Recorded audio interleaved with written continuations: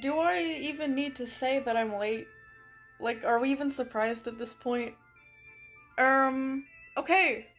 I'm gonna get right into the game, and I'm gonna open the live stream chat at the same time on my tablet, which is probably gonna pause my music, which sucks.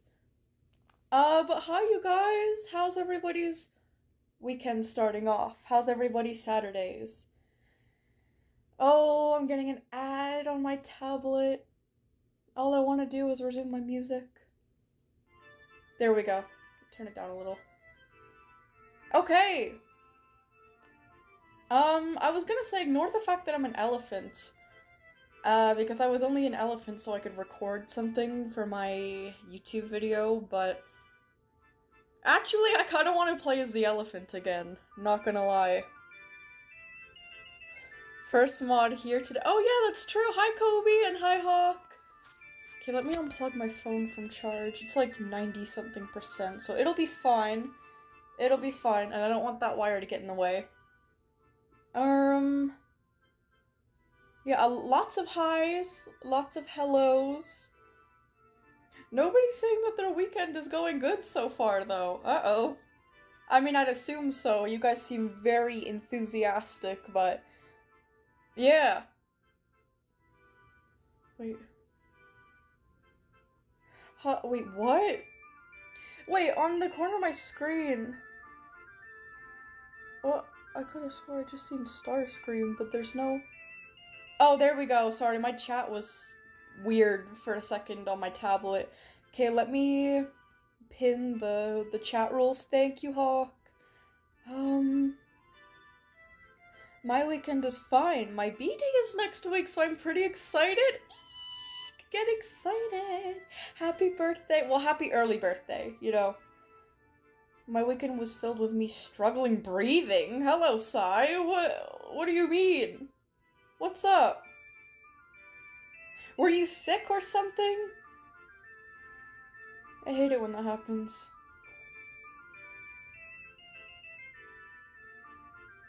You need to do more Warrior Cat NPC vids. Don't blame me. Blame the devs of the game. I wish I could. I wish my moral code would allow me to. Well, not really, but... Not at all. Oh, you're the best YouTuber. I got inspired. Oh, thank you. That's very nice of you. Sorry, I'm having a coffee here. I don't know why. I have no idea why. It's just like a normal, like, espresso with vanilla in it, but I don't know why. For some reason, it's kind of reminding me of a mocha, which is really weird. Because, you know, it's vanilla. You know, let's get right into a game. I'm gonna be a big elephant, and you know what? My name is gonna be Megatron. Yeah. No, I'm proud of myself because my team won all 5 games. Oh, you played basketball, right? It was basketball, right? I'm pretty sure it was basketball. Okay, we are not Reaper anymore. Farm map? I think it's gonna be the farm map, yeah. Yeah, it's a pretty map, and, you know, most people can join it. Some maps are locked behind certain ranks, so that kind of sucks. Hi, Epsilon, how are you? How are you? Okay, oh, wait. I made a server in the farm. Oh, well, I wanted to tell people to join Megatron. But that's okay. Everybody join Toasted Kobe in the farm map in the US East region if you want to join me. I'll be there. Sai says, anyway, my weekend had a cold. Oh, some mucus was in my throat and clogged up some airways. I hate it when that happens. Megatron. I'm sorry, Starscream. I like being a big elephant and naming myself Megatron. I don't know why. I don't know why. Man, I love elephant. Well, like, in the game, I love elephants. Elephants, I don't know. I don't have any feelings towards, like, elephants IRL one way or the other. But I don't really like having to stare at its arse. That is a big arse. I don't know. So, I'm probably gonna try to angle the camera away from it when I can remember to. But otherwise, I don't know. I don't really care that much.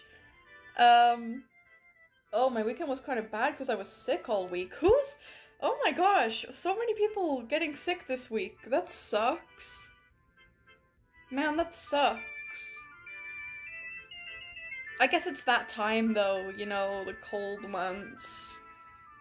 A lot of people get sick in fall too. Well, I think a lot of people get allergies in fall and spring, and then a lot of people get sick in like winter. Oh, can we kill the boss? Yeah, why not? What region? It's the US East. Ooh, the Wildcraft Cyberdark Universe Chapter 1, Part 1 and 2 is out. Ooh, awesome, awesome, awesome. We'll read all of that. Like, we'll read all the fan stuff at probably 12-ish. 12-ish, when I can wake up a little and my brain can process stuff. Y'all help, I need art ideas. Draw a transformer, I don't care which one it is. Try drawing a transformer. Ocean World this stream? Maybe at the end a little bit, I don't know. I usually, once it turns 12, I don't know. I kinda, like, there's so much to read that I usually end up reading for, like, over an hour every single stream now. So, I don't know. I mean, like, we can go there, but I won't be doing anything, you know, other than reading. I'm going to draw Bellow, maybe. Ooh, hey, that would be cool. She's got a pretty simple design, so it wouldn't be difficult. Oh, sorry, I'm kind of not contributing much. I'm trying to get my energy back up. Oh! Yeah, Megatron is level 50! Let's go. And I got 20 gems. Elephants can recognize themselves in a mirror, showing rare self-awareness among animals. Oh yeah, I heard that is rare. Okay, I want to see what I get from I want to see what I get from this. Okay, meh. Meh. 1,000 coins, that's not bad.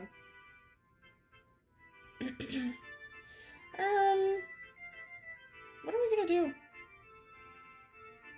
I don't know, the boss is dead now, so I might just level up my stuff. Sometimes I talk to myself when I'm watching Transformers. I watch Transformers, and I talk to myself a lot. I don't think I've ever done them both at once. Actually, no, that's not true. Sometimes when something funny happens, I pause to comment on it. But that's just me with any show. Isn't coffee made— No! I don't think so. I hope not, user. If so, ugh. Tea is better anyway. But no. Anyways. I want more health. I want more speed. I want more power. Oh.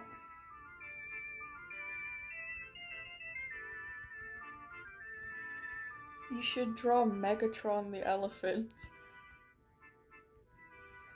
I really want to draw, like, the Prime Transformers. 'Cause I think Transformers Prime, Transformers 1, the movie, and Transformers Prime is, like, my two favorite pieces of Transformers media, but that's because I haven't read the comics yet, still.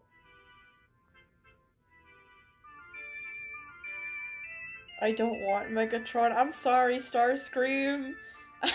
I'm sorry. I might draw, like, Prime Megatron. Oh, you want to duel me, Toasted Kobe? Let's have it out then. You're no match for me.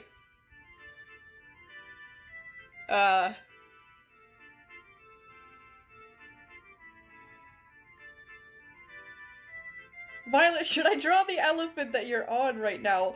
You know what? Yeah, that would be cool. I like this design. Nightmare invites you to a duel. I haven't even recovered from the last duel. Okay, fine, let's go. I don't even have my pet out. I have no pet, no body. No body? No buddy. No buddy. Like,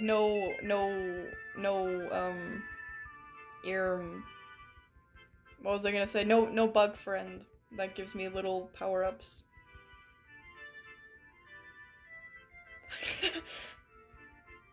Violet, are you username ladiesman217? Oh, I actually won! Good game! I didn't expect that. Let me get my pet out. I think I have an account on some social media platform that I don't use. And I think my username on there is ladiesman217, but I forgot what social media platform it was. I don't know. Look, even my pet is a Transformers reference. Which buddy should I have? I think I'm gonna have the moth. I like the moth, and I like the, which one gives you coins again? I like that one too. I like money. I don't know what, I don't know, it was like some, like, social media platform that I got, like, once. And then I never used it. Like, I don't even think it's on my phone anymore. I don't know. Hi, silly vanilli. 6'7". Okay. Did Gorefield work out yet? By the way, are we gonna read the stories? So Gorefield, we had to cut reading that short yesterday because my phone battery is concerning. My phone's kinda awkward. But we're gonna be reading that for the next SCP reading live stream, and I'm also eventually gonna do a video on it. I think. But yeah. Are we gonna do a video on Beline? No, that's like a personal blog type of thing. Like, with shorts for sure, but like a full-on video? No. No. Besides, like, I like taking, like, pictures and videos and stuff, but, like, at the same time, I don't really have anything against this, but I grew up with a parent that was, like, constantly like, oh, let's get pictures, let's get videos. I'm just annoyed by it at this point. Like, I don't care that much about keeping pictures and whatnot. So yeah, we'll take, like, maybe a couple videos for shorts, but definitely not a whole video. How does 68 feel being between the most ridiculous numbers? Probably really left out. Probably really sad, actually.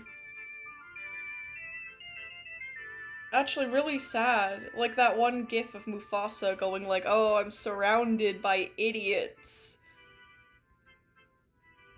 Man, oh, wow. You actually made me feel bad for a number. So, I'm not dueling a level 150.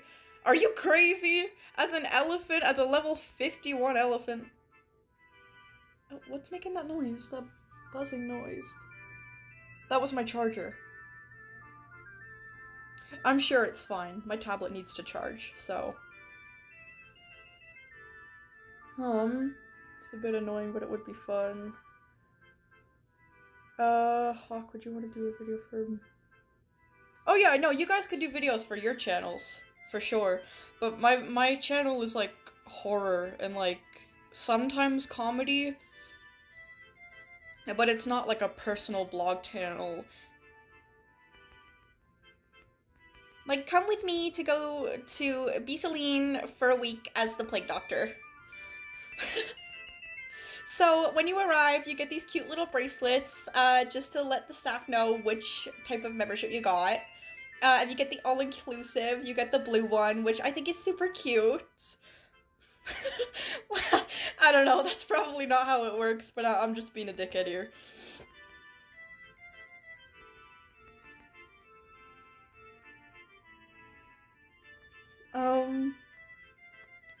When it comes to info, I'd probably not be able to do much but sharing experiences after going, like the vids that already exist. Yeah, sure. I don't know. Walking around was pretty fun.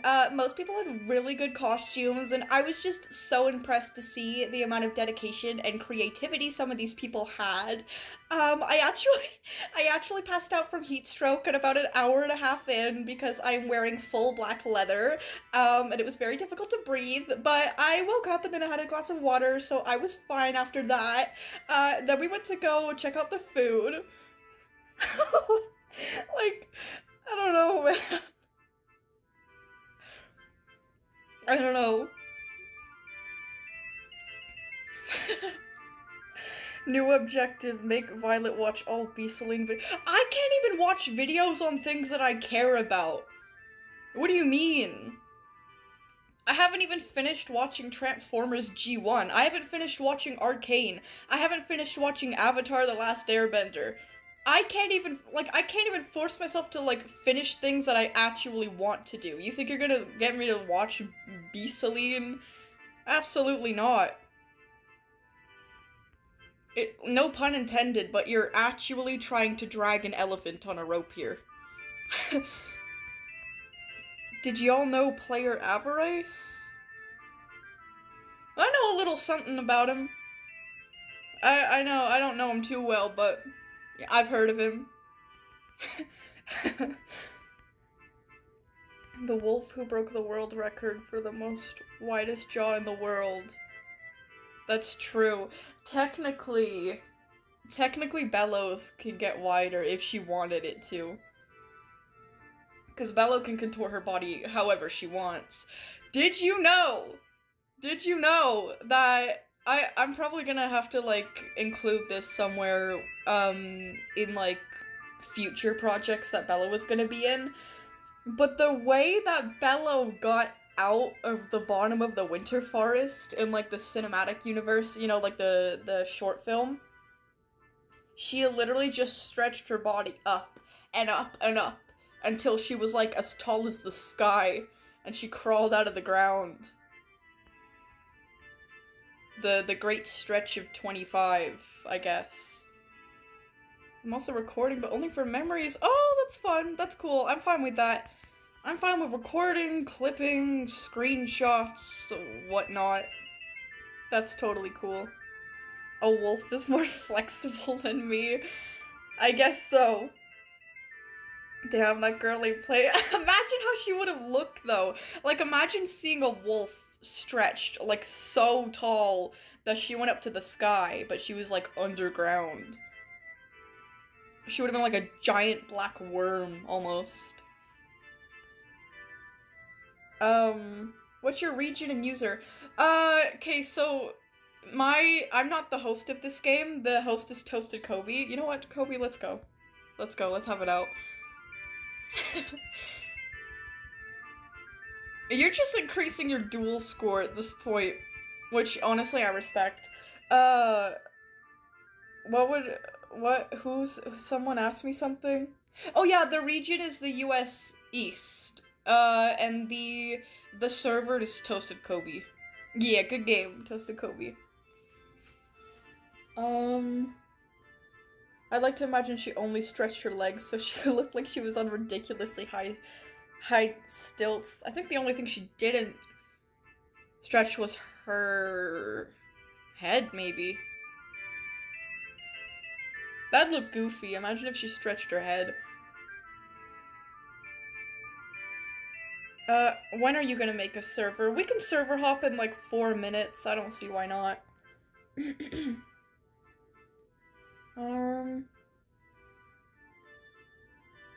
I'm crying right now, the server is full. Well, we're gonna server hop, it's alright. Tiny head Bellow would make for a fire meme. I guess so. Did you read the Gorefield wiki? Because there's tons of them, by the way. There's a Game Boy version. What? I don't think there's multiple wikis, right? Let's beat up the boss, guys. Please fight me? Your name is Nightmare. I don't think I want to fight you, to be honest.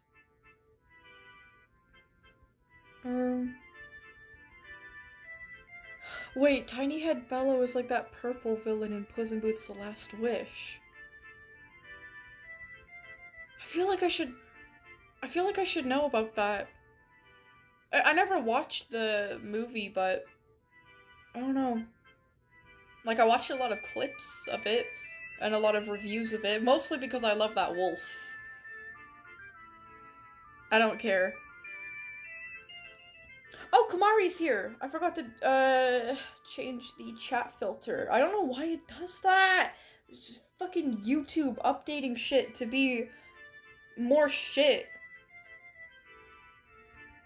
Oh my gosh. But also, hi Kamari, how are you? Was I gonna say something or do something? I feel like I was. Oh yeah, I was gonna Google who's the purple villain?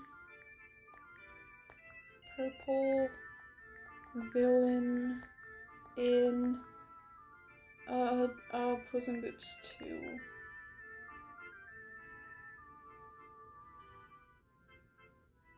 Puss in Boots 2. Oh, is it just Jack Horner? I love that villain. Oh my god, wait, you're right. I never noticed how small his head is. That's ridiculous. Anyways, back to the live stream chat. Yeah, Death. Death is so cool. I wish it would let us unmark people as spam. I don't even... Yeah, it's weird. It's very, very weird. I don't know. Man, YouTube is stupid. YouTube is getting stupid. Like, it's been stupid, and it's getting stupid. Level 53. Okay, I will duel you, actually. I feel like I have a chance. Maybe. We'll see. I don't know. Oh, what? Oh, wow. Okay, good game. Good game. Oh, it's because of my pet. I forgot. Oh, wait, I mean Puss in Boots, not Puss and Boots? I thought it was Puss in, like N, like Puss in Boots. For the longest time. Like, as in Puss and Boots. I thought it was and Boots, but I just said it as N, like Puss in Boots. I didn't know. My character is low health. Oh, I see. Okay, we're gonna server hop. We're gonna server hop now. That's what I was supposed to do. Should we... Let's go to the Winter Forest. Let's go to the Winter Forest. I love Puss in Boots so much. I watched all the movies. It was my childhood. I don't remember watching the first one, and I never watched the second one, but, like, I know a lot about the second one. I watched, like, the Shrek movies, obviously. Oh, you got 2 books from Warrior Cats. That is awesome. Okay. If you guys want to join me, I'll be in the US East, and my name is gonna be Megatron, okay? If you want to join me, you have to ask to join Megatron. Puss in Boots Hound. No, I thought it was spelled like... I don't know why. I thought it was spelled like this. Let me type it into the chat. I have no idea why. I really don't know why. Like, seeing it typed out now, I kind of feel dumb. But, I don't know. Leave me alone. Dr. Anomalous. Or, not, Anonymous. Who's that? Oh, lag. Laggy. Oh. Okay, for some reason this is just so laggy. Oh, that's a cool elephant. Okay, gambling time. Is it really gambling if this is the only thing that you can- if gambling is the only thing that you can do with the type of currency that you have, is it really gambling? I don't think so. There's nothing else that you can buy with leaves. There's nothing else that you can do with it, so, you know.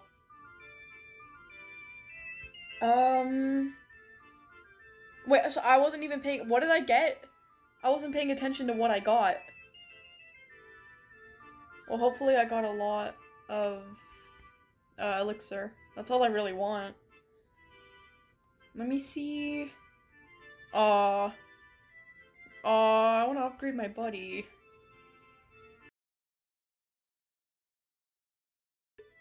You were having an epic Minecraft session? Hey, that sounds fun.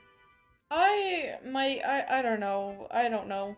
I want to get into Minecraft and Elden Ring again, but then I would have to set up my Xbox again, and it would be like, like the what is it called? Like a stand, a cupboard? I don't know. It's like a nightstand? Right?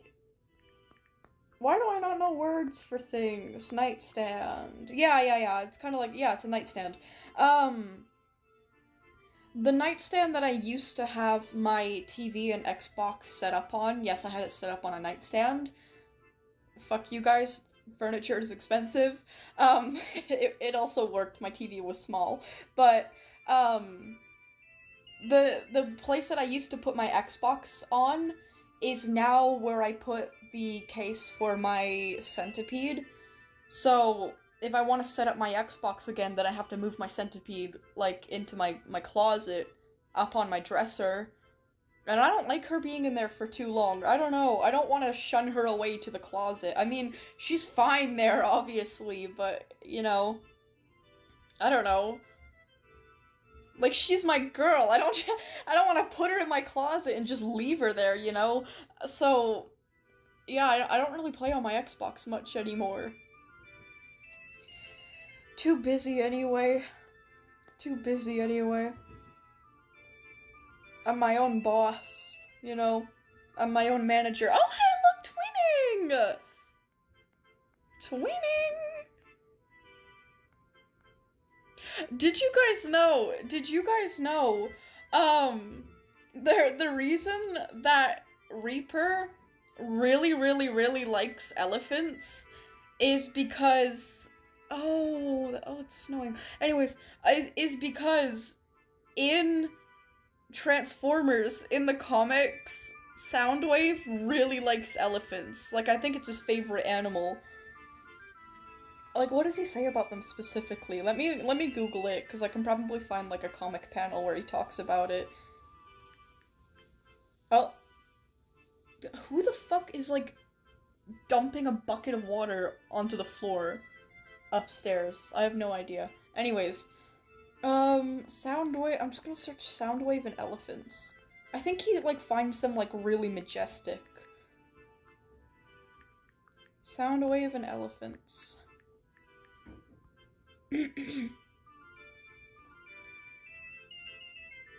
Yeah, here we go.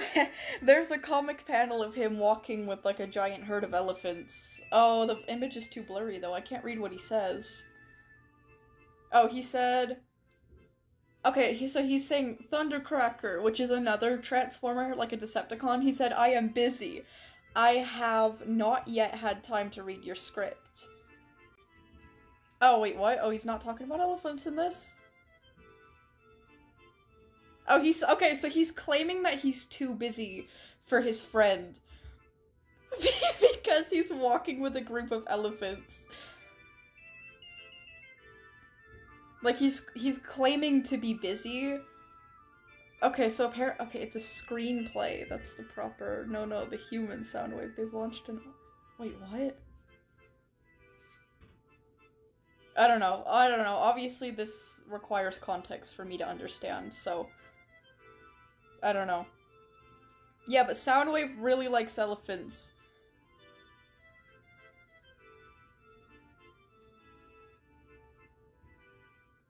I don't know. There's something really relatable about Soundwave, like, saying that he's busy when all he wants to do is, like, walk around with elephants. I don't know. Anyways, don't tell people to leave. Yeah, don't tell people to leave. I server hop, you know, not everyone's gonna have the chance to join games. That's just the way it is, you know. I don't know what to do. Should we kill the boss? Let's go kill the boss. How about that? I love the running cycle for the elephants. Also, the walking animation, is it just me or it got better, right? It got better. I don't know, I used to say that it was like jittery kind of, but no, it's good now. Doesn't Transformers Prime Megatron's eyes drift away from each other all the fucking time? All the time. I love it. It happens to some other Decepticons too. Like Starscream has his moments where his eyes aren't perfectly aligned, but no one's is as bad as Megatron's. I don't know, I really like that fact though, especially when he's trying to be like really intimidating. Oh no, the bear's already dead, but whatever, we'll go over there anyway. We'll go wait.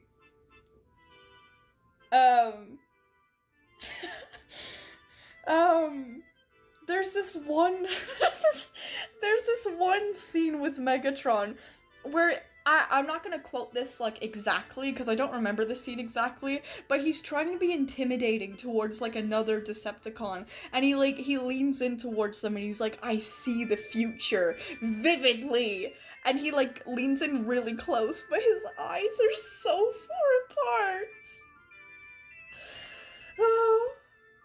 Hold on, let me see if you can just Google it.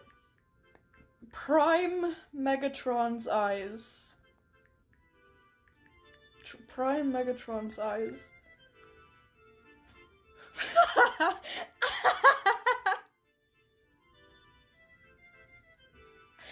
Yeah, you could just go and Google it and you'll see. If you guys don't know what we're talking about, Google Prime Megatron or like Transformers Prime Megatron and then just look up eyes after that. Free image is just him with his wonky eyes. I don't know why they made his eyes do that, but it's my favorite thing. It's the way that when he gets like the more angry he is, the further his eyes grow apart. And he gets so angry so often. He tweaks out so often. It's, oh my gosh, he's like a fucking dog. He's like a Shih Tzu. Have you guys ever owned a Shih Tzu? Their eyes are so...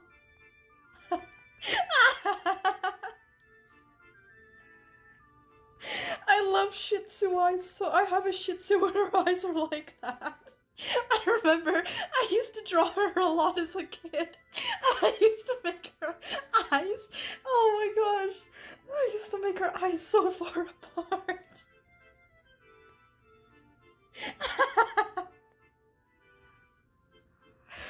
Oh, I love eyes like that, I really do. Oh, I love Shih Tzu. Sorry, I'm looking at pictures of Shih Tzu now. I'm not saying aw to Megatron. Oh my gosh, I really do love shit. I love dogs, man. Oh my gosh.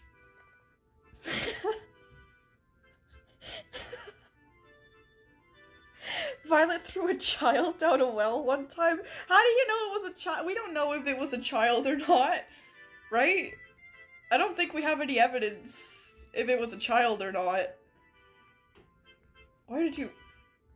What? Oh, Mars. I don't even know what you guys are talking about. Oh. Oh. Anyways, my eyes, man, my eyes are tearing up. Megatron has, like, the best scenes for getting angry, though. Like, he's such a tweaker. He's such a tweaker. And it's mainly because he's on space crack the entire time. Let me explain. So, Megatron, he uses this thing called the blood of Unicron for his, like, power and, like, life. What is it called? To sustain himself or whatever. It's dark energon, basically. Which is the blood of, like, a super, super evil, like, godlike transformer. So whenever he, like, consumes the blood of Unicron or whatever, he gets corrupted by it, which makes him, like, even more evil and deranged. So he tweaks out a lot. I don't know, I love tweakers. He can be on crack, and he don't tell us. Yeah. You know why bread is soft? Do I know why bread is soft? Like, not really. I know it is it's because of what it's made of, right? It's made of soft stuff. And then it fluffs up with air when it bakes, which makes it softer. So I do know. I love Scrapper. He's my favorite main Transformers character I made. Ooh! You know what? For no reason at all, I've been, like, wanting to draw Transformers more often recently, and I think it would be great practice if I could draw yours. Are they an Autobot or Decepticon? I know you told me about this, but obviously I forgot.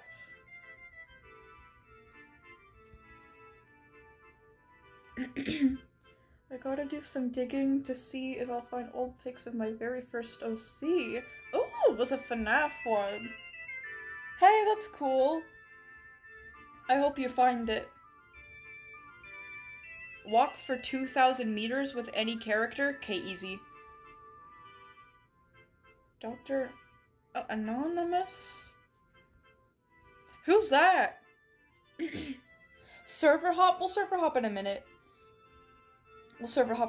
Oh, he's a Predacon. Ooh. And his universe is Autobots.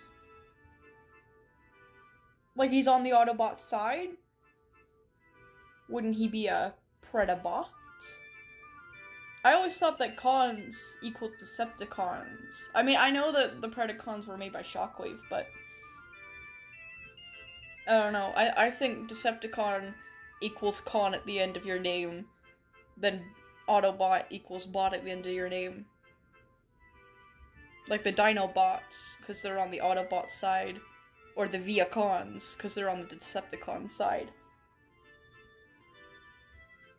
My dad died because... Ew! Mars, I'm not reading that. R.I.P. to your dad. At first I called him Nightmare Shadow Freddy, but because that was a mouthful, I renamed him to Shadow Nightmare. Ooh! He was essentially a mix between Shadow Freddy and Nightmare, my two faves. Oh, that's cool! Huh. That is very interesting. I want to know his lore now. You made mac and cheese? That's so awesome. He's like the prime of his universe, basically. Oh, so he's like Optimus, if Optimus was a Predacon. Oh man, so he's gotta be like a beast then. He's gotta be a beast. His name, Scrapper, that's very humble. That's very, very humble.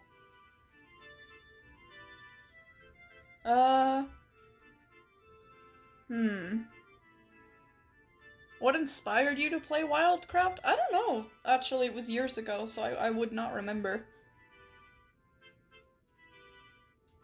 I don't know, I guess I thought it would be fun. I really don't. Maybe it was that simple. I really don't know. What creepypasta OC do you like from Wildcraft and not non-popular? I don't know. I don't know. I don't know many of the non-popular creepypastas that weren't made by me. I think all of the ones made by me are fairly popular anyways. He turns into a really cool, huge 18-wheeler. But it's the only thing that would make sense for his wings. He also has a plane form because he's so large. Oh wait, so he's... There's a name for that. Like Transformers that turn into 3 things. Or 2 things. Wait, yours has 4 modes. Like 3 alts? Because a Predacon turns into like, you know, a more beastly creature, like a dragon, or like a, kind of resembles like a dinosaur or something. Then a plane mode. Then a truck mode. And then obviously Predacons have like the normal, like, humanoid mode. So he's a, hold on.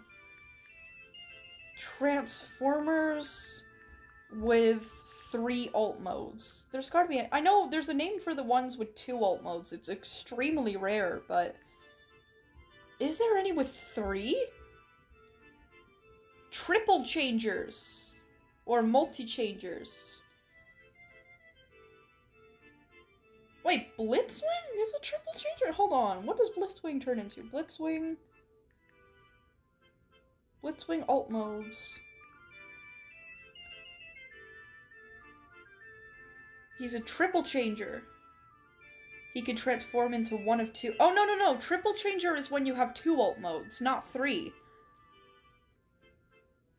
Would it be a quadruple changer?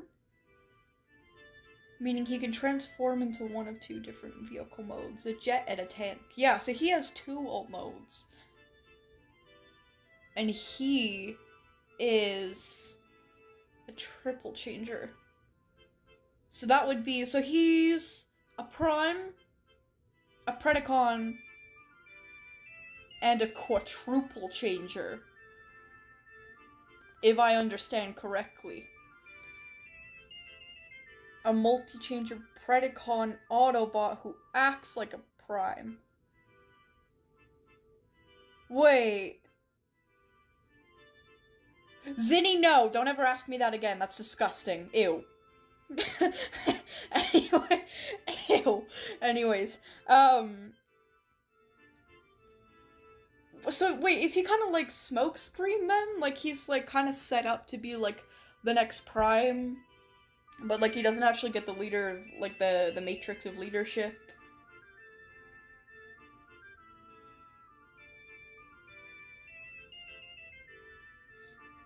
I guess it would be like that. I'm currently working with investigators to find Violet's whereabouts so we can find her and take her to the station. Uh-oh. Tell us if you have any info on her or any information surrounding the case. No! None of you tell Frumpy anything or else you will become a part of the case. Okay? Keep it hush, guys. Frumpy, just around every Tim Hortons you can find. Hawk.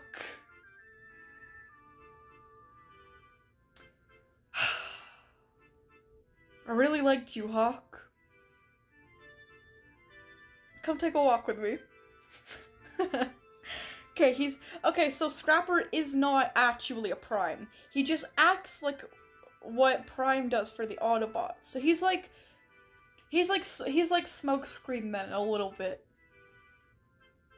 He's like Smokescreen, I guess. She went that way, points in the opposite direction. Thank you!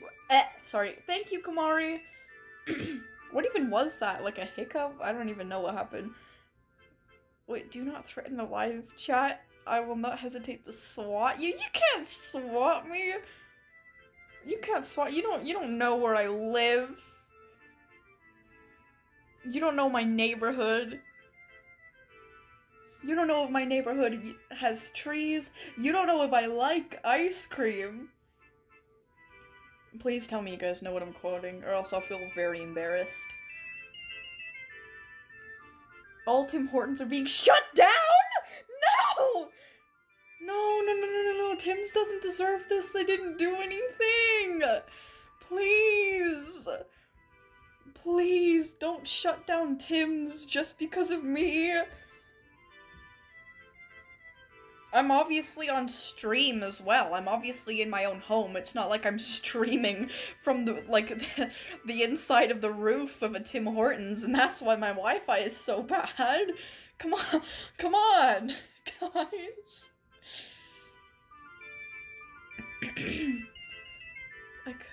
I could find Hound, but you'd never know if the place I told you was correct.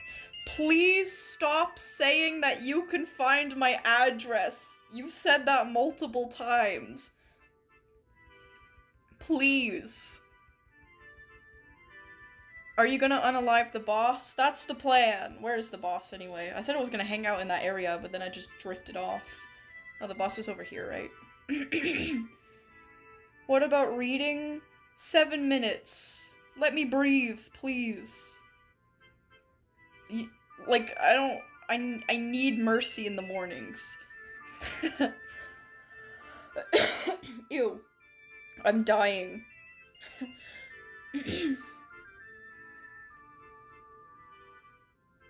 Cutely doxes you. No one lives around here anyway. Man.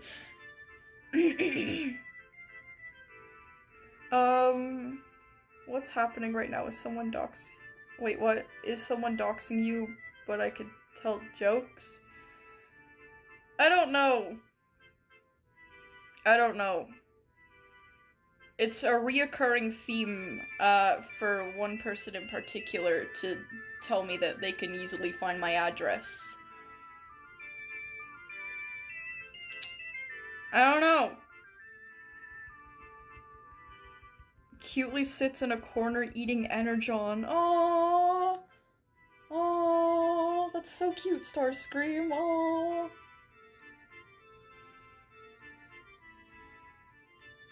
Man, I love G1 Starscream. I don't have anything against Prime Starscream. Like, I really like the direction that they went with the character. Because it's true, although I don't say it as much as you're implying. You said it a few times. You said it all the way back when we were, like, in our Amino days. All the way back when I was, like, somewhat active in Discord. I mean, you don't have to say it much, considering the weight of what you're saying. You're telling me that you can, if you want, find out where I live. Like, it's got some weight to it, you know? That wasn't even a few months ago. Yeah, but you have said multiple times to me that you can find my address. Like, you don't say it every day, obviously, but it's more like the weight of what you're saying and the fact that you have said it multiple times. Boss, once you start reading, can you hop into a 32 lobby again? I would like to do that, yeah. I completely forgot that was a thing. Have you heard about Seeker? If not... Hold on, are you talking about, like, a specific, like...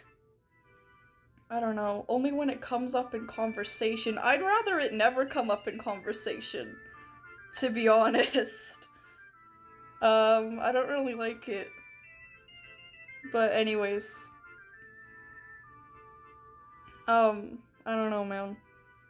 Can you read okay, Shatter chapter 5? Absolutely. We've got, in 4 minutes I'll read, like, basically everything. I mean, maybe not everything. Cause, again, I don't know, it depends. Cause remember last time I did it, my throat got kind of messed up. So we'll see. We'll see how long I can go. What's your favorite Wildcraft OC that is popular? Wait, what? Who is Quiet Foxes or Nico 2105? Or Origin Shot? Wait, I've never heard of those. Let me screenshot that. Because maybe I can, There we go. Maybe I can make a video on those. I'll look them up. Not that I would anyways. I don't have a reason. Plus, you'd kind of have to say it yourself when we're ready for Veseline so we can take stuff to the event. What? No? I'm flying what?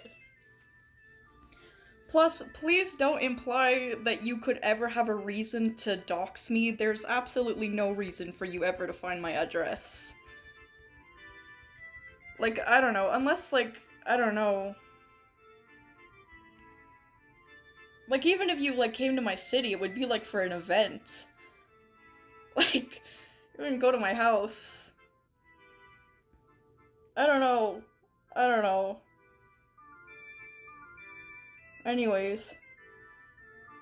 We have interviewed the managers of all 5 Tim Hortons locations. Only one thinks they have seen you, however, aren't entirely sure. Huh. A lot of stuff will have to be shipped to your place? Because it's getting through borders as... Oh, US bitch to do. Wait, what has to be shipped to my place?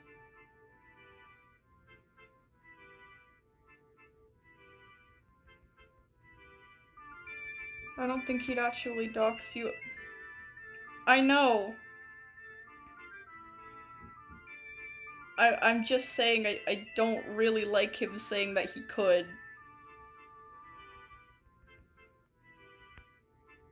I don't know. Cause it's the fact that he actually could, cause this one time, there was really bad weather outside of my house, and, like, I wanted to show him how bad it was, and he's like, you know, like, cause you sent me videos of your neighborhood, I could easily find your house. You know, I don't know, I mean, I was okay with it, but I don't like it getting repeatedly brought up. I don't like being reminded of that, kinda. I don't know. Like, if it was just a one-off thing, it would be fine, but I don't know. I don't like it getting brought up every blue moon, you know what I mean? But anyways. Violet, can you server hop? Actually, yeah, I think we're gonna server hop in about a minute here, probably less than a minute. Cause it's almost 12, and that means... That means reading time. Okay, thank you, Epsilon. Thank you. This coffee is strong as hell. What do you mean, this coffee? Starscream, you can't have coffee. Violet, what do you think about the number 67? I don't care about it. I really don't. I don't really find it funny, but I don't find it that annoying either. And also, I really like that one video of the teacher. Please tell me you guys know what I'm talking about. That one teacher that's like crashing out over his class, saying 6-7 over and over again. He's like, because you're morons. You're idiots. And then he goes, 6-7, 6-7, 6-7.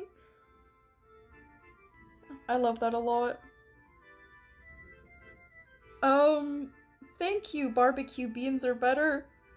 I don't really like beans, but I guess I can respect you for that. Anyways, 32 people server right away. Let's get it. Violet, oh no, we have inspected said Tim Hortons location and we found 2 London Fox and a scrap of blonde hair in the rafters? We might have a slight lead on your location. No. No. No, no, this can't be. But there's lots of blonde people in Canada. There's lots of blonde people everywhere. It's a very common hair color. It is. How common is blonde hair? What? What? That's what? I just googled it. Apparently, natural blonde hair occurs in approximately 2% of the world's population? I thought it was gonna say like 30%. Oh no! What? That's so weird though. I did not know that. I thought it was a lot more common.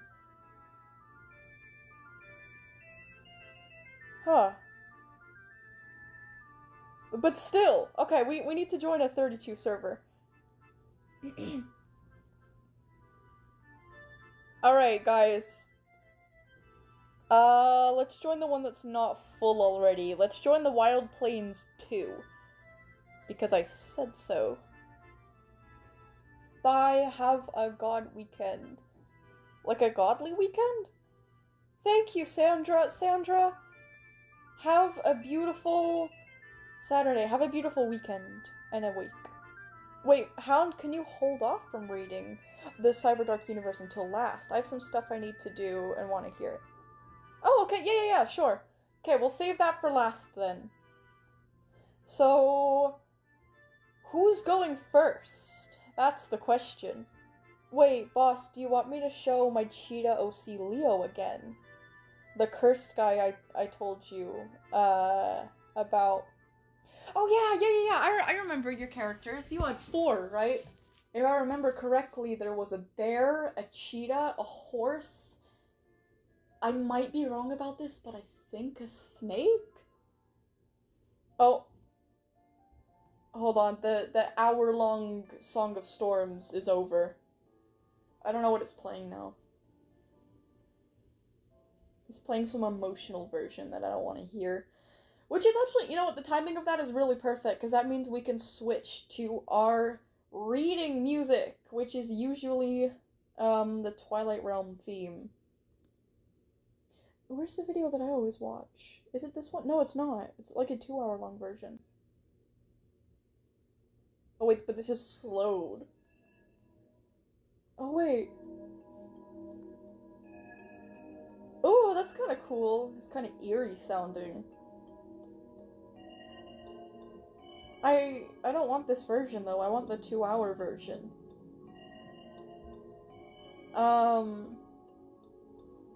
Oh, this is nice. So this sounds really nice, but I can't. Wait, where's the version that I usually play? It's gone. What? There's no way it's gone. Oh, here it is. I'm just dumb. Okay. There we go. I have to turn it up a bit. It's, like, kind of quiet. Okay! There we go. Yeah, Codex the bear, Leo the cheetah, Hurricane the horse, and the snake, whose name I kept forgetting. Ah! Neat. What did you say about the cheetah, though? You want me to show my cheetah OC again? I do. I'd love to hear about him. Leo is the name of my cat. I love Kitty.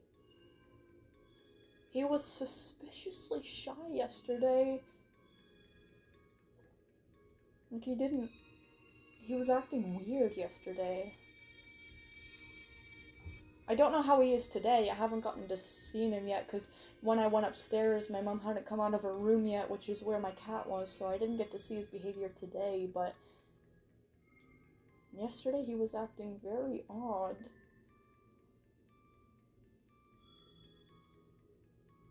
I don't know. I'm not going to talk about that too much, but I don't know. It could mean something. Animals don't lie. Anyways, Violet, unless you apparently have a clone of yourself, a fucking note of your creepypasta ideas and that Tim Hortons. No, no, no, no, no. What? Wait, you found a note of all my creepypasta ideas? Including Shifter, which the note was made before his release? You cannot hide. No, please. Please.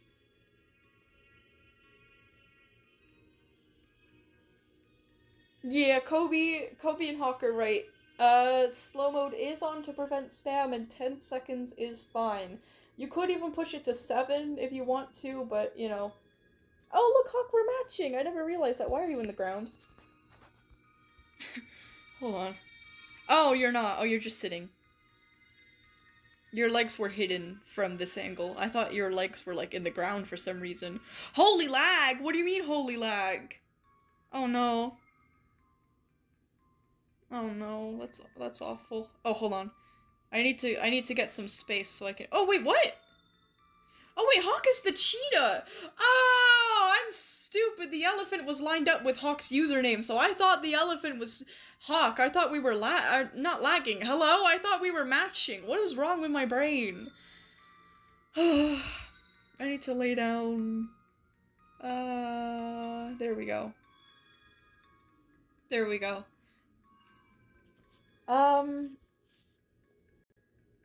Girl, I'm in game as Leo. What? You're in game as Hawk. Wait, Hawk isn't here anymore. What? I'm so confused. You're in game as Leo.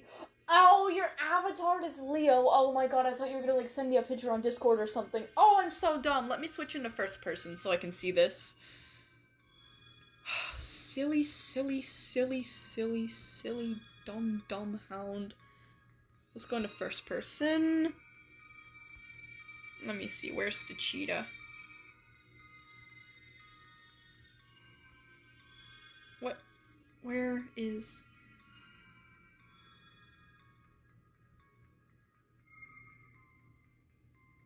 Hi?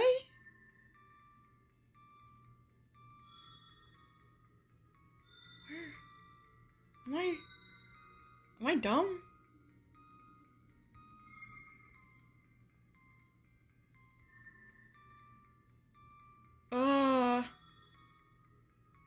Are one of you blocking Hawk? I'm gonna punch you all. Wait, who's it? That's Void.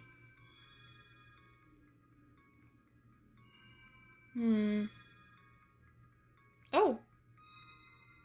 Oh, that's lovely. Oh my god. Why are you hitting me? Oh! Oh! Stop!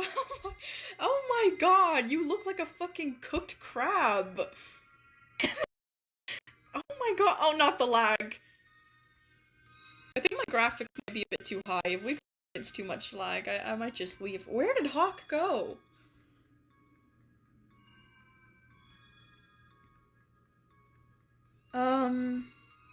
I don't know where Hawk is.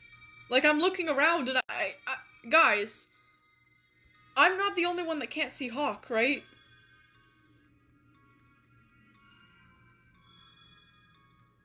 Oh. Ooh. Oh my god. Oh my god. Why is everyone just wailing on me today? Ow! What did I do? The higher your ping is, the more laggy your game is connection-wise. Oh, I see. Oh!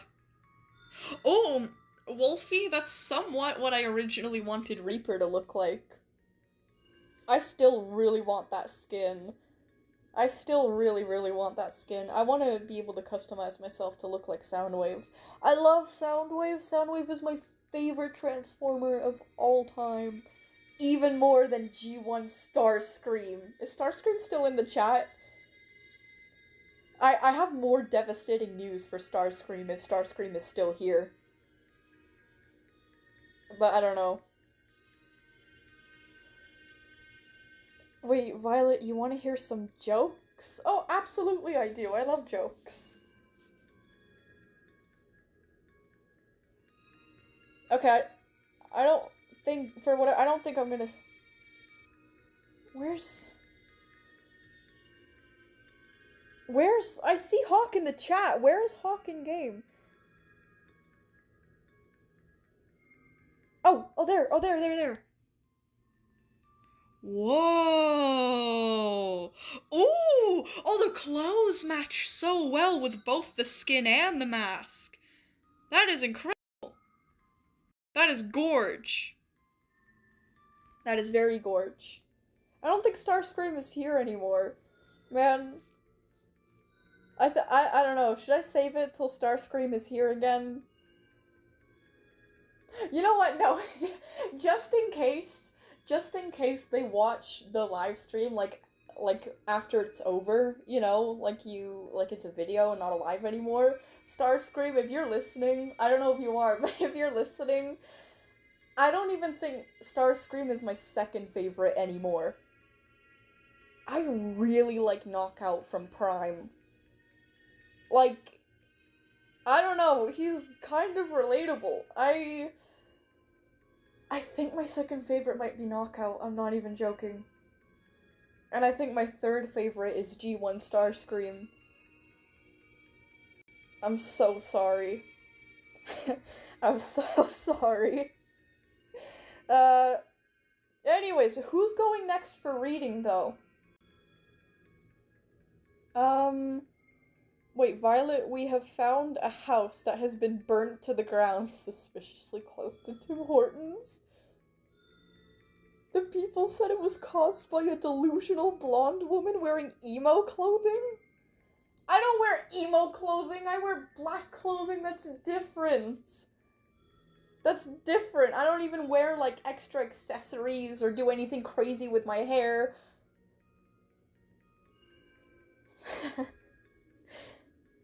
Reminds me of the audio that's like, why am I getting yelled at by a bunch of emo people? What?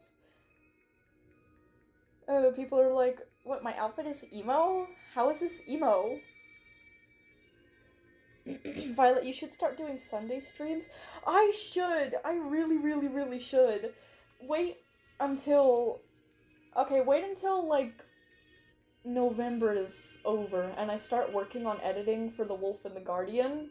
Because this month I've been on a roll with consistency and I've been really focusing on getting my numbers back up, which means I've been a busy bee. But once I start The Wolf and the Guardian, that will take some time. I already know that'll take some time, so I might as well take some time to do Sunday streams. I don't know what I'm gonna do on them. I'll have to figure that out, but Kobe, you're absolutely right. I mean, yeah, we've been saying that for a while now. Anyways. Okay, who's going for... Oh yeah, read me.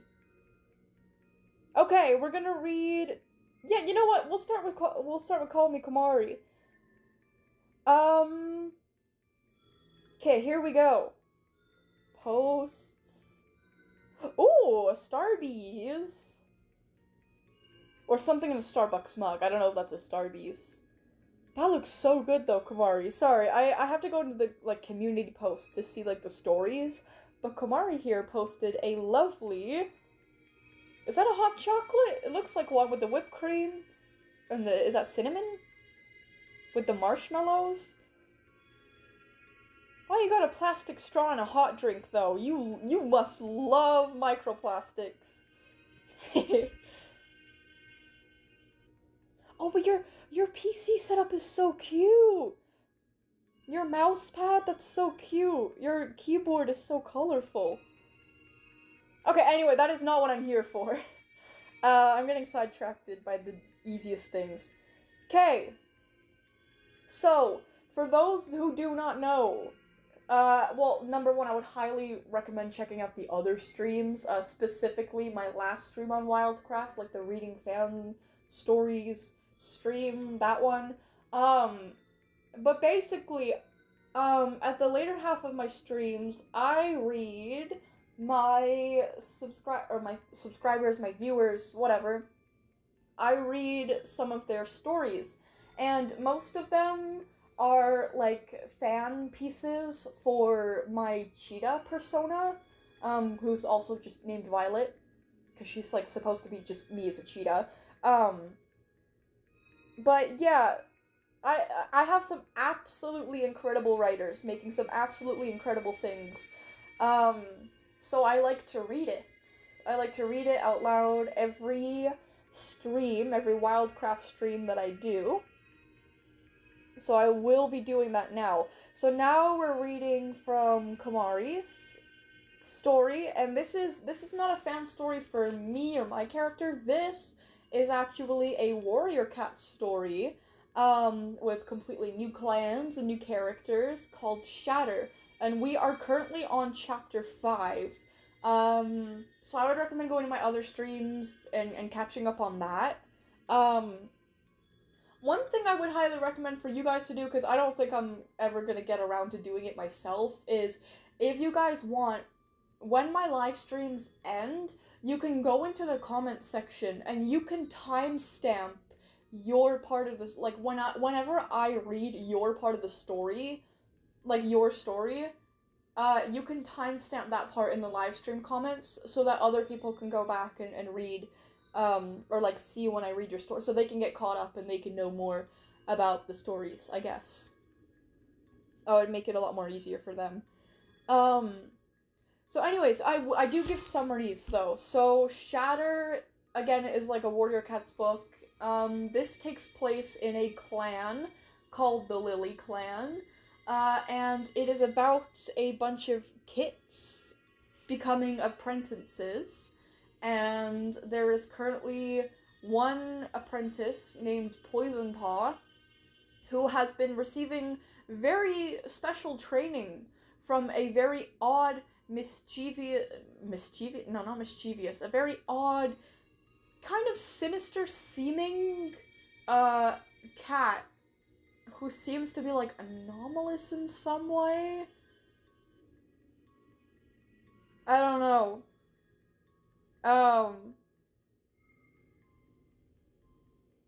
But yeah, okay, we're gonna read on. Sorry, I'm not too good with recaps, but again, you can go back onto my other streams. I think this story right here, Shatter, is the first one that I start with. So anyways, let's just get into this. Oh wait, no. You know what? I'm gonna go back and I am just gonna recap chapter 4. So yeah, this chapter was kind of a very chill chapter between some of the other apprentices as well. There was Thornpaw, who's, like, Poison Paw's friend. They were kind of, they were laying together around the camp, looking at the sky. They were kind of talking with each other, about their future and what they want to be, basically. Like, the type of people that they want to be when they're grown. Then Poison Paw... wait.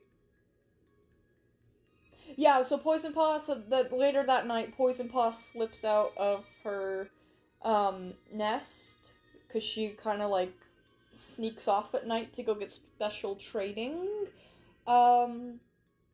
She slips off to this dark forest, which is always appears, like, it's, like, shrouded in mist. It's, like, very surreal itself. And that's where she gets the training from that, sinister-seeming cat. That one is called Viper Shadow. But this time they actually get interrupted by another cat called Rockbriar, who is an older she-cat, who also helps to train Poison Paw. So anyways, then, let me see, I'm just skimming over a lot of this. Then it's the next day, and Meadowpaw is bragging to Thornpaw about, her hunting skills and her natural talent. And Thornpaw is not very impressed by this, but Meadowpaw really wants to be close with Thornpaw. I guess she wants to be besties or whatever. So she's trying to get close and, like, impress Thornpaw, and she's kind of jealous of Poison Paw because Poison Paw is obviously getting training. Nobody in the like, clan knows that she's getting this training from these mysterious cats because she slips out at night. All they know is that she's, like, weirdly super talented. So I guess she's kind of jealous. And she's also jealous that Thornpaw is close to Poisonpaw, because Meadowpaw doesn't really compete with Poisonpaw, so, you know, I guess it kind of bothers her. So anyways, that's kind of where we left off. I'm gonna get to Chapter 5 now. Chapter 5 of Shatter. Okay. Anyways, though, I would seriously suggest going to see the other streams to get caught up on everything, but okay, here we go. Let's start. Keep your stance wide, Thornpaw. Brambleleaf meowed, patting a slow circle around Poisonpaw. Balance matters more than speed. Yes, Brambleleaf, Poisonpaw replied, adjusting her footing. The sun filtered through the trees as the 4 cats gathered in the sandy training hollow. Oh, hold on, maybe I'm being stupid, but Brambleleaf, I'm pretty sure, is Poisonpaw's mentor. I don't know, I'm bad with names, but anyways.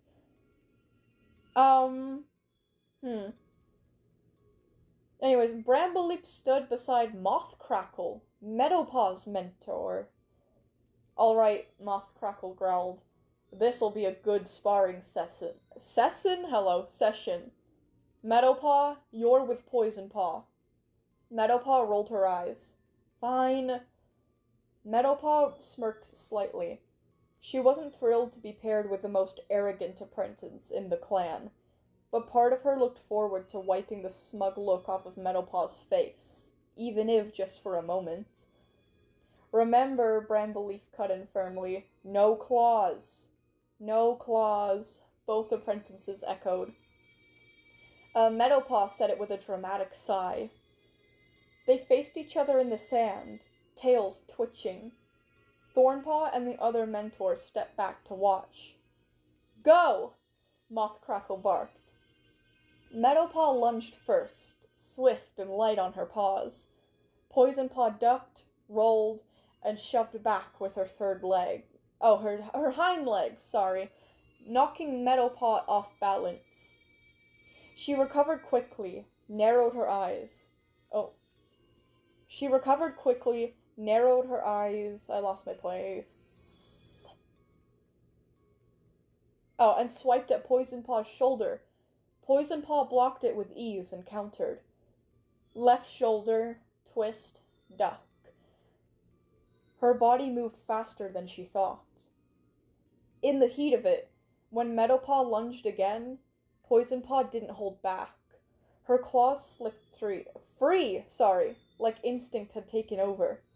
She swiped low, aiming for Meadowpaw's chest, but instead, her claws raked across Meadowpaw's foreleg.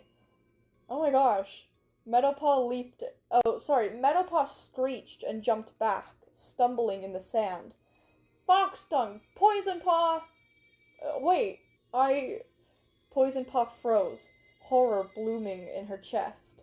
Blood dotted Meadowpaw's pale fur. Not deep, but definitely a scratch. Brambleleaf rushed forward. Poisonpaw, I said no claws! I didn't mean to, Poisonpaw gasped, backing up a step. Mothcrackle padded to Meadowpaw, sniffing the wound. It's shallow, she'll live. Barely, Meadowpaw muttered with a dramatic hiss, licking her leg as if it were nearly torn off. Poisonpaw's tail drooped. I didn't mean to, I swear, I just got caught up. You'll need to be more careful, Brambleleaf said. Not harsh, but firm. A real battle's one thing, but when you're training with clanmates, mistakes like that can cause more than just blood. Meadowpaw sat stiffly, staring at Poisonpaw through her narrowed green eyes. She probably wanted to do it. She's always acting like she's better than everyone else. Poisonpaw's ears burned. Oh, that's a good way to... Oh, I like that. You think I did that on purpose? I was just training. You're too good at it, Meadowpaw snapped. Almost dropped my tablet. Enough, Mothcrackle rasped. Take it as a lesson. Accidents happen. Keep your claws in next time. Poison Paw looked down at her paws, flexing them slowly, her paws sheathed with ease. Too easy. Her heart pounded in her ears. She hadn't been trying to hurt anyone, right? Brambleweed placed a tail gently on her shoulder. You've been progressing fast. Just make sure your instincts don't outrun your judgments. Poison Paw nodded, swallowing down a knot in her throat. She didn't look at Meadow Paw again, but Meadow Paw looked at her. And the glare she gave Poison Paw said this wasn't over. Ooh. The early morning sun cast a warm golden glow across the camp, but Poison Paw's steps were heavy and slow as she padded towards the Elder's den. The soft rustle of leaves and the gentle chirping of birds filled the air, but none of it reached her mind. Her mentor, Brambleweed, walked beside her in silence, his amber eyes steady and sharp as ever. You used your claws during training yesterday, Brambleweed said quietly but firmly, breaking the silence. That cannot happen again. Poison Paw's ears flattened against her head. She glanced up at him, guilt pressing down like a stone in her chest. I'm sorry, Brambleweed. It was an accident. I didn't mean to. Words mean little without action, Poison Paw, he replied, his voice low and steady. Control is not just about Control is not just about fighting skill. It's about mastery of both body and mind. You're still learning that. Poison Paw's tail twitched uneasily as they reached the edge of the Elder's den. Brambleweed stopped and gestured toward a circle of elders resting in the shade, their fur ruffled and mottled with age. For your punishment, Brambleweed continued, you will pick ticks off of the elders for a full cycle of the sun. It's a simple task, but one that demands patience, care, and humility. You need to understand that serving the clan means more than just winning fights.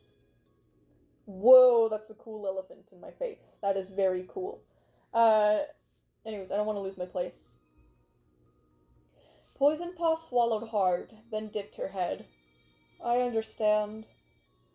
She stepped quietly inside the den, the elder cats lifting their tired eyes to regard her. None of them spoke, but there was an unspoken kindness in their gazes, a patience that only years of hardship could teach. One elder, a sleek gray Tom with eyes like polished stone, stretched and blinked slowly at her. His fur was speckled with silver, despite his age, his posture remained proud.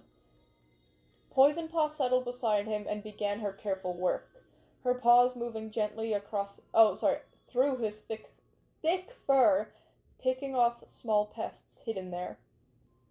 The smell of moths and old wood filled the den, mingling with the warmth of the sleeping cats. Long ago, the elder murmured slowly, his voice gravelly but steady, there was a warrior who thought herself above the rules. She thought with all the strength... Sorry, what? She thought with all the strength she had, but she forgot humility. It cost her dearly. Poison Paw paused for a moment, letting the story wash over her. Her paws continued their careful task, but her thoughts tumbled like leaves in a storm. What happened to her? Poison Paw asked quietly. The elder's eyes gleamed with a hint of sadness. She lost the respect of her clan. She was strong, yes, but strength without patience and respect is like a blade without a hilt. It cuts the one who wields it. Poison Paw nodded slowly, her heart tightening. Sometimes, the elder added, true strength lies in knowing when to hold back, when to listen, and when to serve. A warrior's might is nothing without the wisdom to control it. Hours passed as Poison Paw worked in silence, the sun moving slowly across the sky until the shadows lengthened and the air cooled. She felt tired but changed, less like a reckless apprentice and more like someone beginning to understand the weight of her place in the clan. When the cycle of the sun was complete, Bramble returned, his eyes resting thoughtfully on Poison Paw. "You have promise," he said quietly, "but promise is only the beginning. Never forget respect, for yourself, for your clan, and for the rules that hold us together." Poison Paw dipped her head in thanks, her chest heavy, but her spirit steadied. That night, beneath a sky blanketed with stars, Poison Paw slipped silently from the camp. The comforting shadows of dark forest welcomed her, wrapping around her like a cloak. The lessons from the elder story echoed in her mind, stirring questions she longed to ask. Her mentors awaited, and she was eager to learn more, about strength, about humility, and about the warrior who had once forgotten the balance between them. Oh my gosh, that is a big elephant.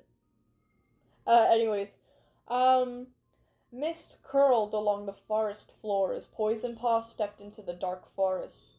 The trees loomed like skeletal claws, their blackened limbs blotting out even the starlight. The air felt heavier here, damp, quiet, and strange. Yet by now, it no longer frightened her. Poison Paw walked steadily, ears flicking as distant whispers stirred the shadows.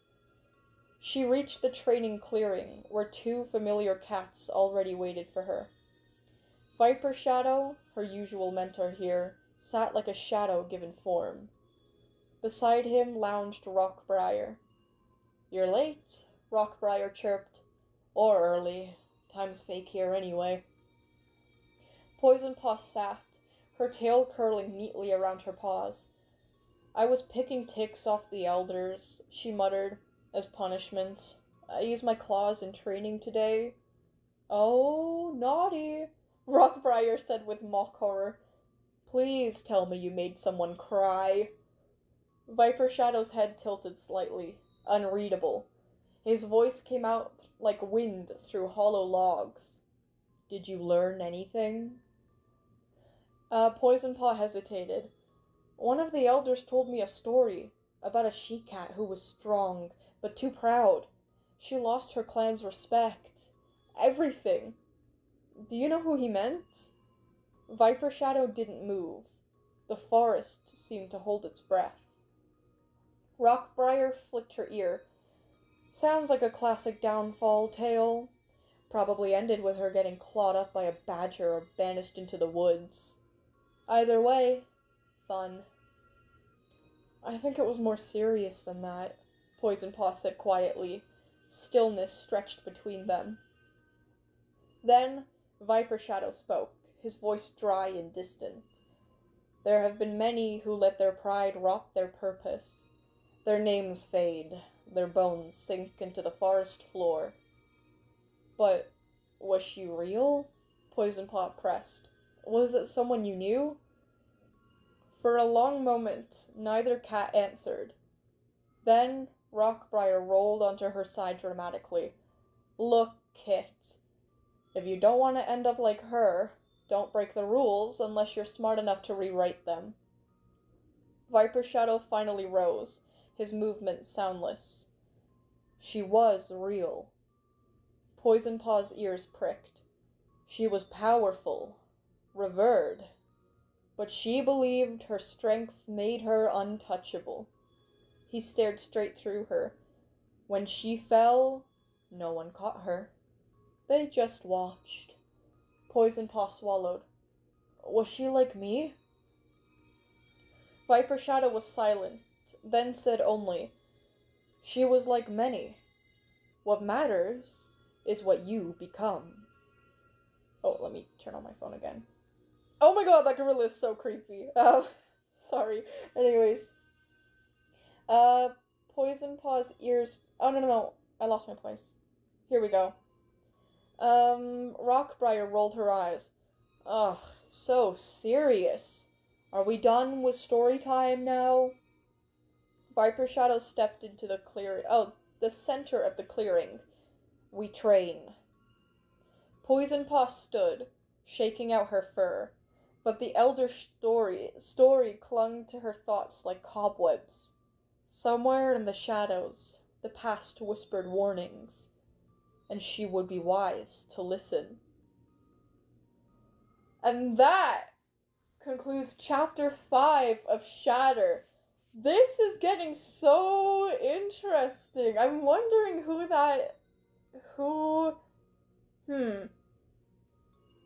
I don't know.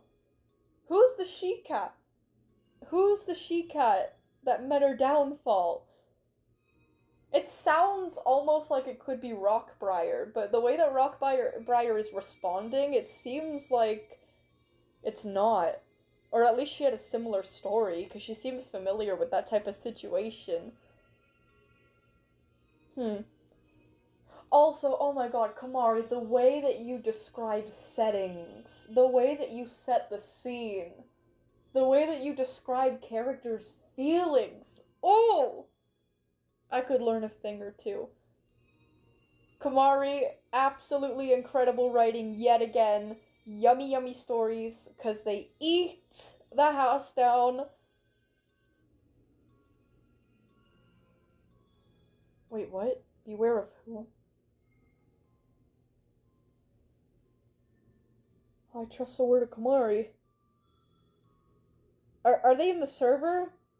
Yeah, Kamari really is a legend. Kamari is peak. Wait. Oh, there we go. Thank you so much. By the way, you might be onto something, Vio? Ooh, I'm interested. At first I thought, like, oh, maybe it was, like, someone related to, like, Viper Shadow. Like, maybe it was, like, Viper Shadow's, like, sister or something. Oh, God. Oh, sorry, I gasped. I choked on my own spit. Ew. Maybe is Rockbriar Viper Shadow's sister? I don't know. I don't know their relation to each other. Huh. Sorry, hi, I was watching Hamilton. You're all good. My sister absolutely loves Hamilton. She went to go see it in theaters, actually. That was really cool. But yeah. I'ma hop off, I gotta go. I don't know when you said that, but if you are still here, have a great weekend, and thanks for being here. I haven't seen them do anything yet, but it's wise to remain cautious. Okay. Alright, well, I'm gonna be reading stories, so you guys keep an eye out for me. You guys keep an eye out. Who wants to go next? Who's up next? My tablet may be dying even though it's on charge, but... Wait, let me just try to replug it in and see if that solves anything. That works for my phone anyway. But it's at 16%, but, like, it's dying really, really slowly, because when I started this stream, it was at 21%, so... Honestly, I don't think it's gonna... You know. Yeah, whose story is next? God, that ate so much, Kamari. You genuinely... You're inspiring me to write, like, a little bit more like you, because I love the way that you set scenes, and the way that you describe like Poison Paw's ears burned, as a way to say that, like, she didn't like what she heard. Oh! That ate. That absolutely ate. Are we doing overtime today? Depends. We got 20 minutes, and I don't know how many more stories we've got. Oh, yeah, we got Moosies. We got 2 for Moosies, I'm pretty sure. We have the next, like, chapter or whatever, Violet's disappearance, and then I believe Moosie also has their own creepypasta, that I really wanted to read. So, yippee! Okay, let's go. Let's do Moosey's next, because Moosey's asking next. Then... Oh, also Violet, read mine. Oh, hold on. Who said it first? I don't know. I feel like... After Moosey's, can you do mine? Yes, yes. Okay, so here's the order. We'll do Moosey's, Frompy Wolf's, and then we'll do Epsilon's at the end. So that's... I think we got 2 from Moosey. Then I think we got 1 from... Frompy. Then I think we have 2 more from Epsilon, so that might... Okay. I think that's 5, if I can do math right. I think that's 5 more stories, but it depends how short they are. I think we can do it all. I think we can do it all. I'm writing chapter 6 right now. Oh, I'm so excited to see. Oh my god, you guys need to, like, publish, like, hardcovers or something of these books. I don't know. Anyways. Okay, yeah, well, let's do Moosey's next. Okay.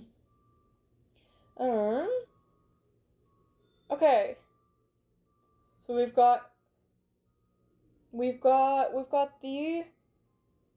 the new Creepypasta, and then we've got Violet's disappearance. We've got chapter 4 of Violet's disappearance.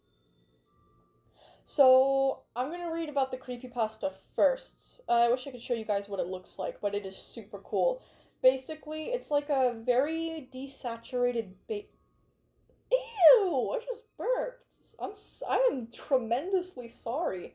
Anyways, we've got like a muted, like, beige-ish fox, and one of their eyes are purple, and then the other eye is shut a lot of the time, but when it's open, it has this very eerie, human, realistic-looking, like, black eye, which is terrifying. Man, I'm gonna say something kind of random right now. Who else is more scared of big, dark eyes as opposed to, like, small, like, light eyes? I don't know if it's just me, but, like, characters and people with, like, really dark eyes, that, I don't know why, that's, like, creepier to me, because people always talk all the time about, like, blue eyes being creepy, and, like, I kind of could see it. I can see that it's intense. That's, like, the reason why I love having blue eyes. I like scaring people. But, I don't know. Man, like, characters like L from Death Note, his eyes genuinely really freak me out sometimes. I think it's, like, when they widen their eyes, because there's, like, one giant pupil, essentially, staring at you. I don't know. But anyways, I'm getting too sidetracked. Let's read about this. Okay, I'm really excited. Okay, Sightseer. Oh, okay, so their name is Sightseer. They were created by Moosey, and the credits are at the end. Sightseer. Oh, is a common white skin. Sorry. With a... Oh, and a common purple-eyed fox. She is said to be kind and polite. She watches the unlucky player all the time. It's said that she even watches you out of game, but that is unlikely. Oh, that's cool. Okay, so we got a good creepypasta. Most of them are very malicious. It's good to hear that we got a kind one. Lily would really appreciate that. Okay, so audio cues. Ooh, I like this. It's kind of written like a Warrior Cat, like, NPC, like, with the audio cues and abilities and everything. That's one thing that I always really liked the, what was I gonna say, the NPCs for, over, like, Wildcraft creepypastas.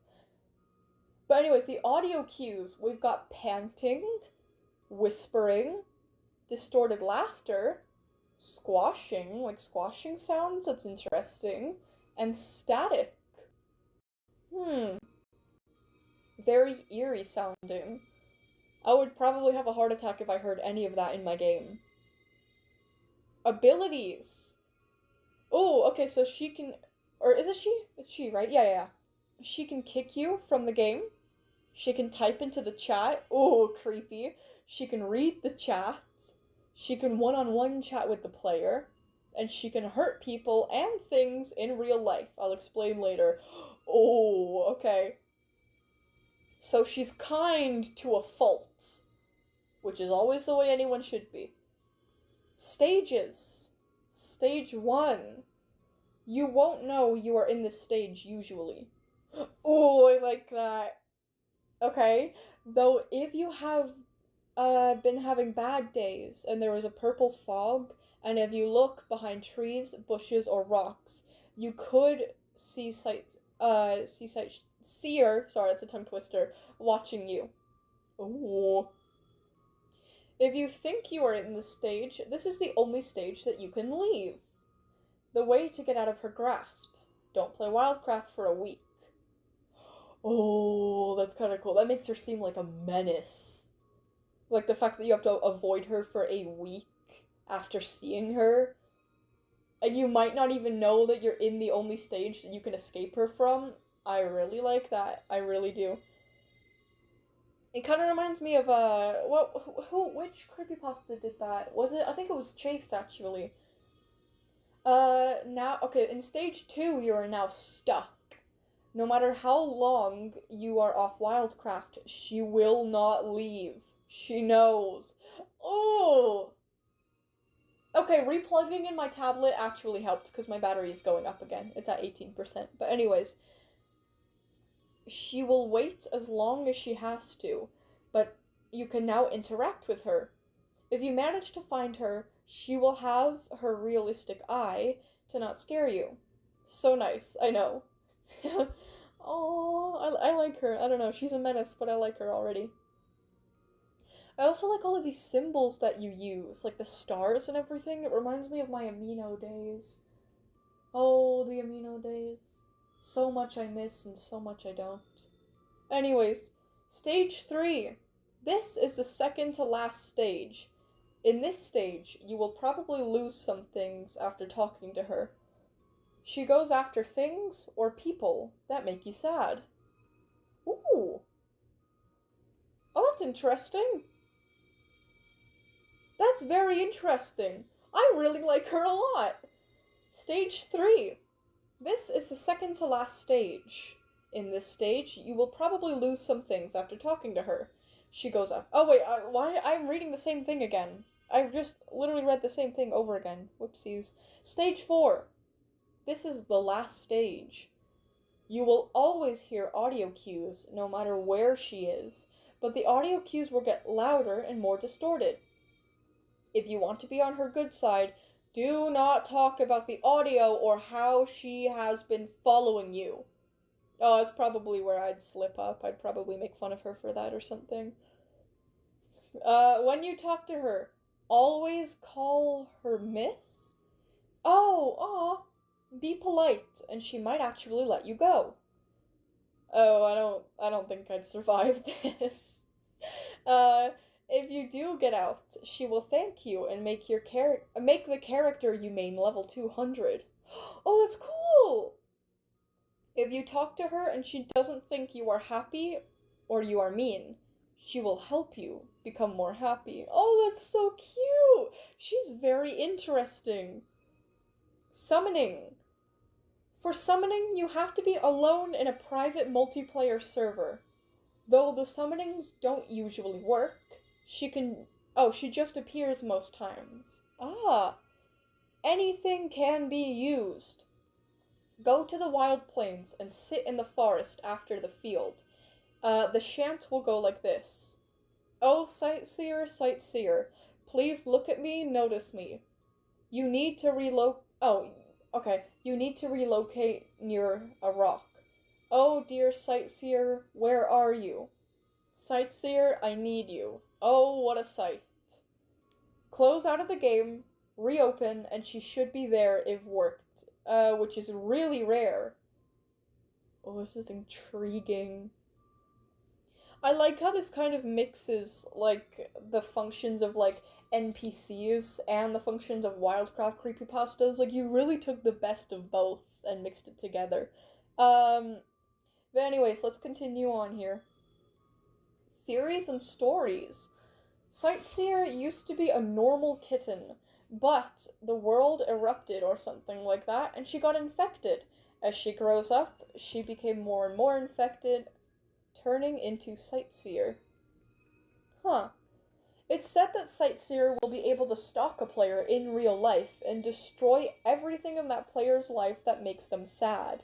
So, say a player got into a fight with a parent or friend that made them sad. If the player is getting stalked by Sightseer and talks to it, Sightseer will, let's say, attack to the person who made the player sad. Oh no, but I'm dramatic and sensitive. I would probably... That would not be good. In my case, that would really not be good. I don't know. Man. Anyways, fan art made by Frompy Wolf and me. That is epic and awesome. Thank you to Horror with Violet. Oh, that's me for the inspiration and the chat bar sprites. Oh yeah. Please give me help with this character. I really do not know what I'm doing. Ooh. Honestly, I think you've got a pretty solid concept. I really do. I like the summoning. I like the audio cues. I like the fact that you have to avoid her for like a whole week if you want to get away from her. I don't know.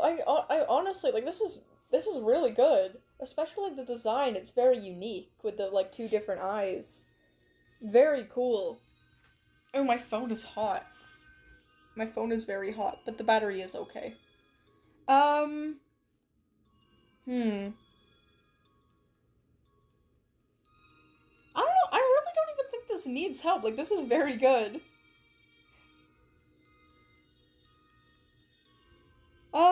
Anyways, okay, that'll wrap up Sightseer, which is Moosey's Creepypasta, which, I don't, like, I really kind of want to do a video on this, eventually.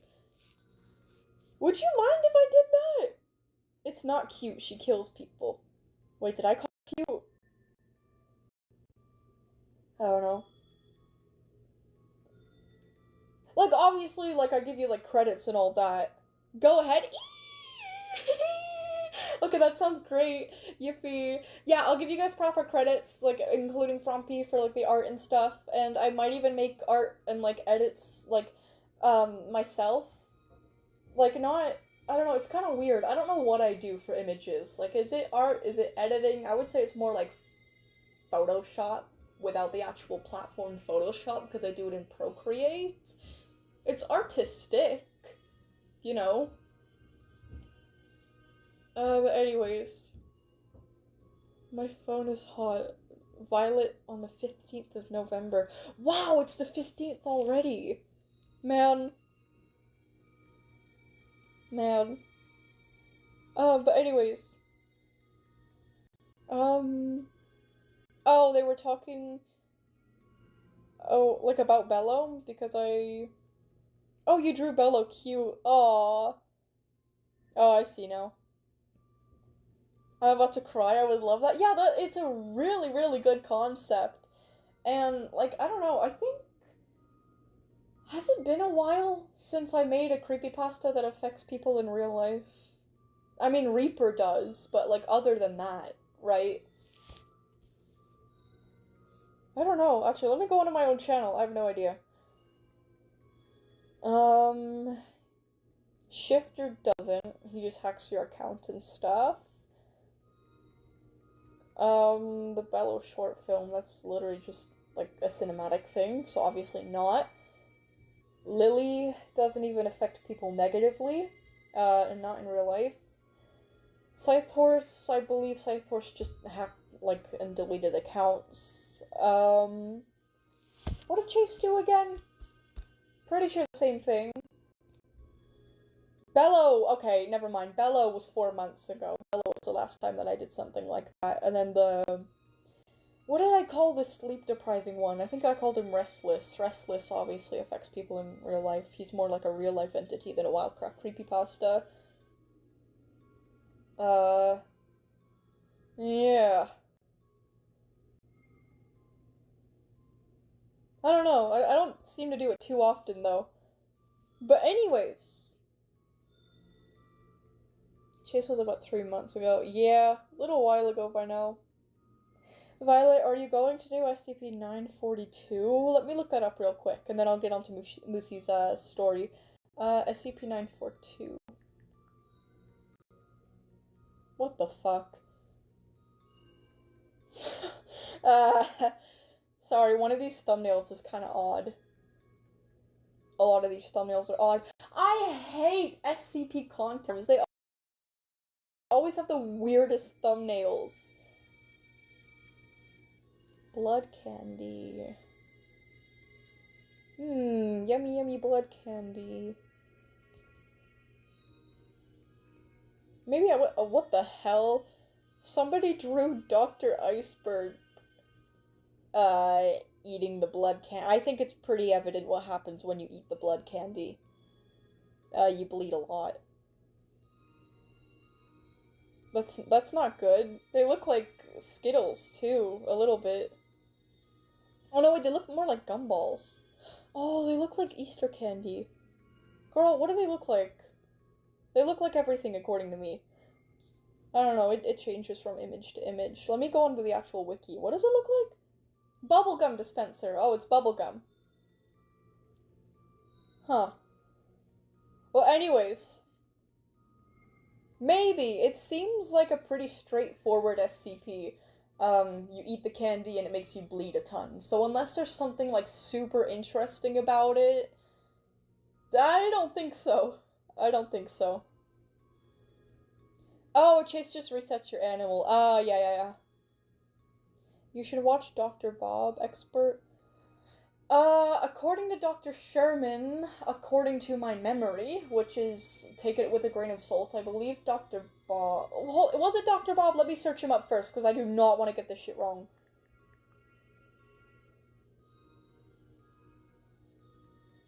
Oh no, wait, I think Dr. Bob was actually okay. Was Dr. Bob the one that was okay? I'm thinking of another person that's not Dr. Bob.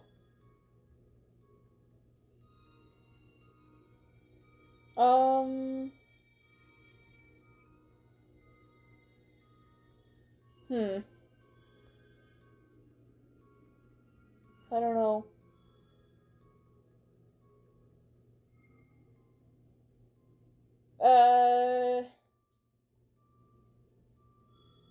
don't know. I don't know about this guy. I don't know. I really don't know a lot about him. I'll have to see what Dr. Sherman thinks.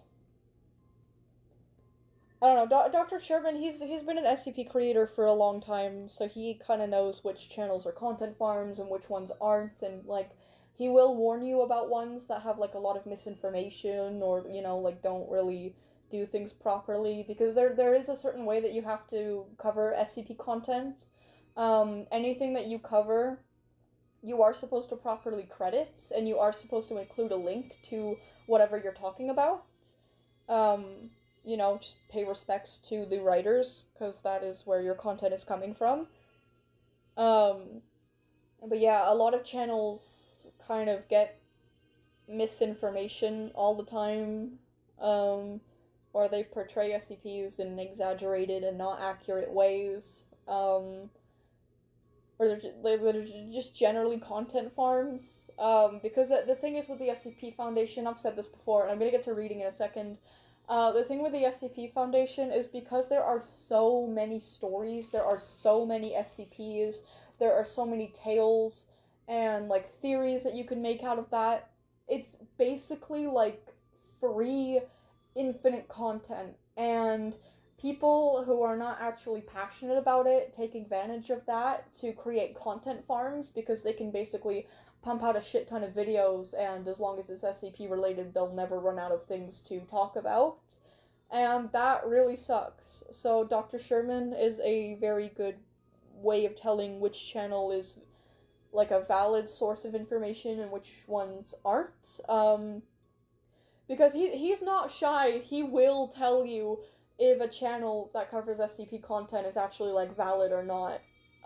Which I like that about him.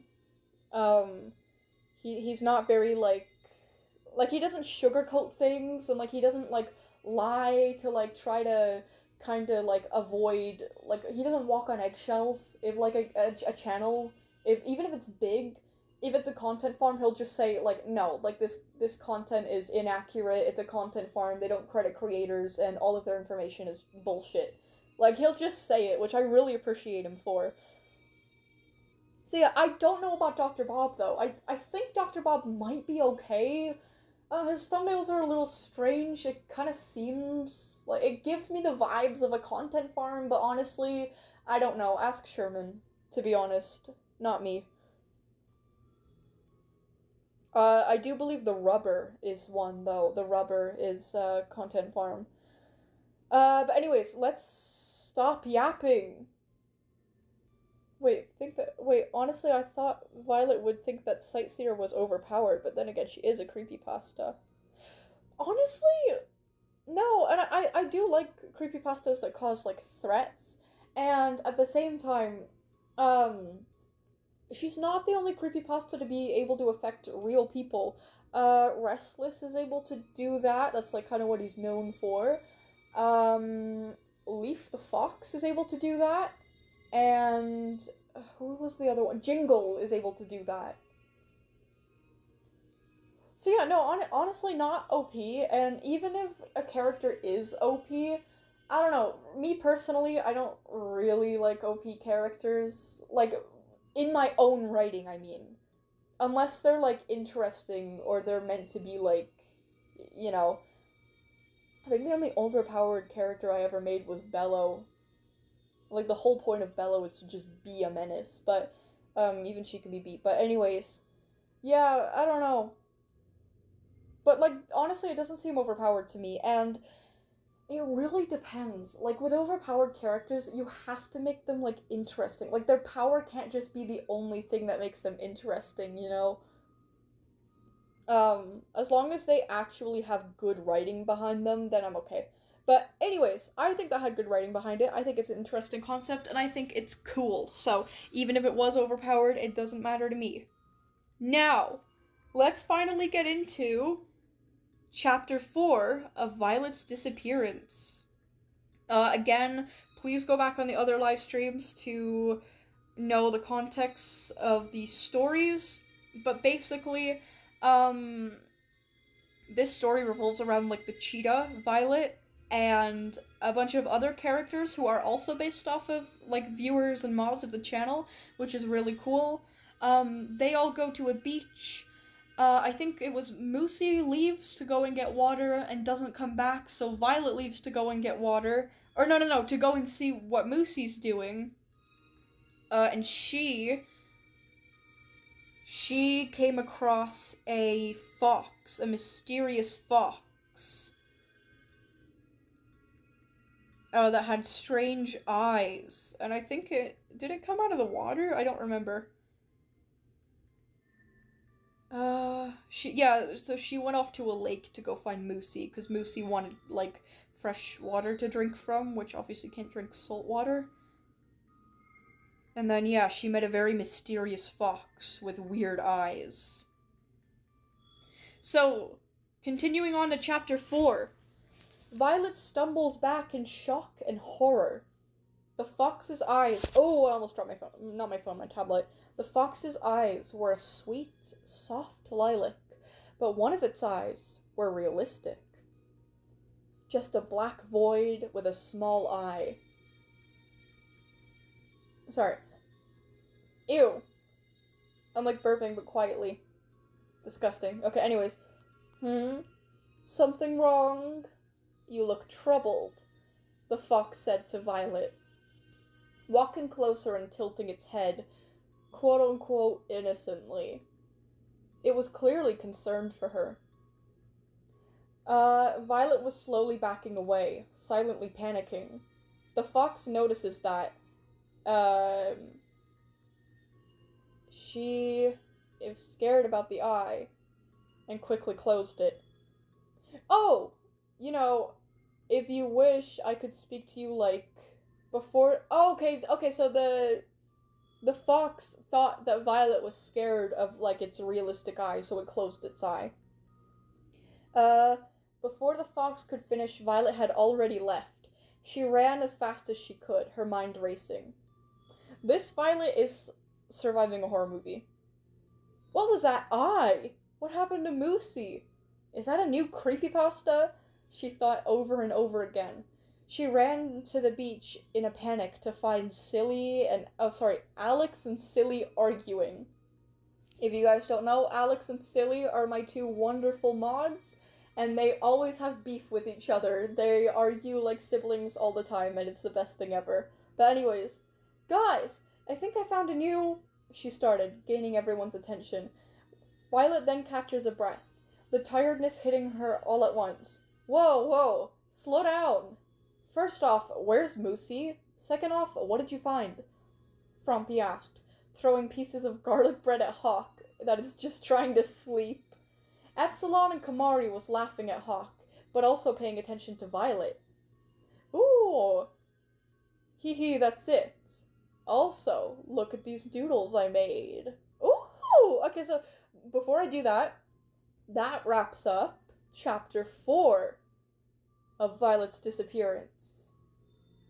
Oh, that's so cute! Moosey also included a bunch of doodles of Sightseer and Violet. That's so cute! Moosey, your style is literally adorable. I love it so much. Also, very intriguing. I cannot wait to see where this goes. Obviously, that fox is supposed to be Sightseer, so I wonder how she's gonna behave in this story. Ooh! Okay, well, anyways, that ate. Now it's time to read The Song of Violets, written by Frumpy Wolf. Oh, I accidentally clicked on the wrong channel. There we go. Oh, I think it's been a while since I read The Song of Violets. But now we're on completed part 1 of chapter 6. Very intriguing. Oh, hold on. Chapter 6 is here, kinda. Happy Halloween. Let me recap what happens in chapter 5, but then, which one would you like me to read? Would you like me to read chapter 6 is kinda here? Or the... Hold on, read part... Go back now, lady. Okay. I know which part to read first, then, I guess. So chapter 6 is kinda here? Oh, so you split part 1 in half. Oh, I see. Okay, will do. I know what to read now. But first I wanted to catch up on chapter 5.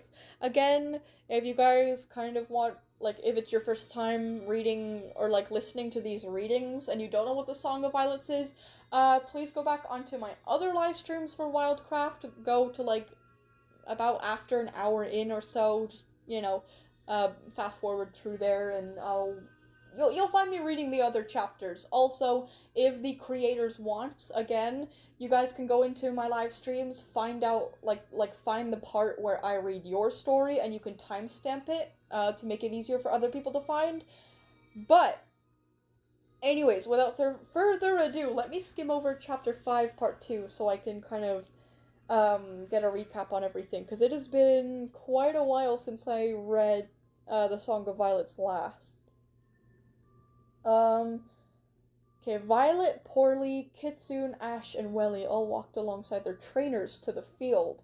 Okay, so, yeah, in this story, Violet the cheetah is a young cheetah. She's still a kit, and she is, training with other kits, and they all have their own mentor as well, or their own trainers, and they all have their own pack, too. I forgot, what is the pack called again?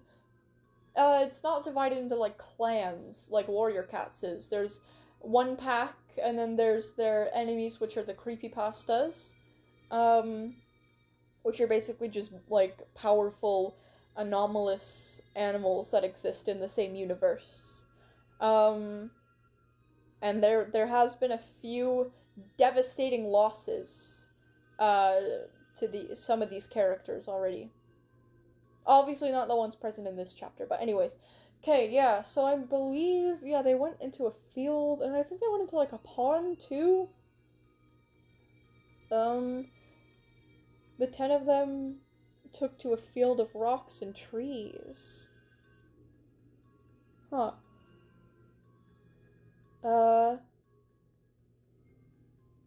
Then they went to a small body of water, and Duck jumped in, and he catched a fish. Oh, yeah. Duck is Violet's mentor, by the way, and Duck is, like, a pretty chill guy. I like Duck. They stopped on a sandy area, and Violet immediately began panicking. And the reason why is because she, in the earlier chapters, was attacked on that beach, or on that banks, by Drowned Wolf, who was another creepypasta, and it almost killed her, but it didn't. So yeah. Oh yeah, then they found a flower growing in the sand, and it was a violet. So they decided to, they plucked the violet, and they put it behind Violet's ear, which is really cute, because Violet is now wearing a violet. And I believe that's where it ended. I think they were walking off from the sandy banks. Yeah, they padded off. So I think they might have been leaving or going somewhere else on the sandy banks. So yeah. Just read chapter 6, part 1. You already read chapter 5. No, I'm doing a recap, though, for me and the audience, just so we, like, aren't, like, confused by anything. I do that for all the stories. Okay. Alright, here we go. Chapter 6, part 1. Oh, hold on. My tablet is being stupid again. Let me unplug it and replug it in. So it charges for a little while and then the battery drains even though it's on charge. Hello? There we go. Okay. It's still unfinished because it's very long. Oh, well, now we have the other part, though. So long, in fact, that I had to split part 1 in half. Yeah, I don't know why. Anyways, if I don't get it finished soon, I'll sandpaper my eyes off. Don't do that. Because then you would probably not be able to write as well. Or as efficiently. And that would suck. Also, you need your eyes. Anyways.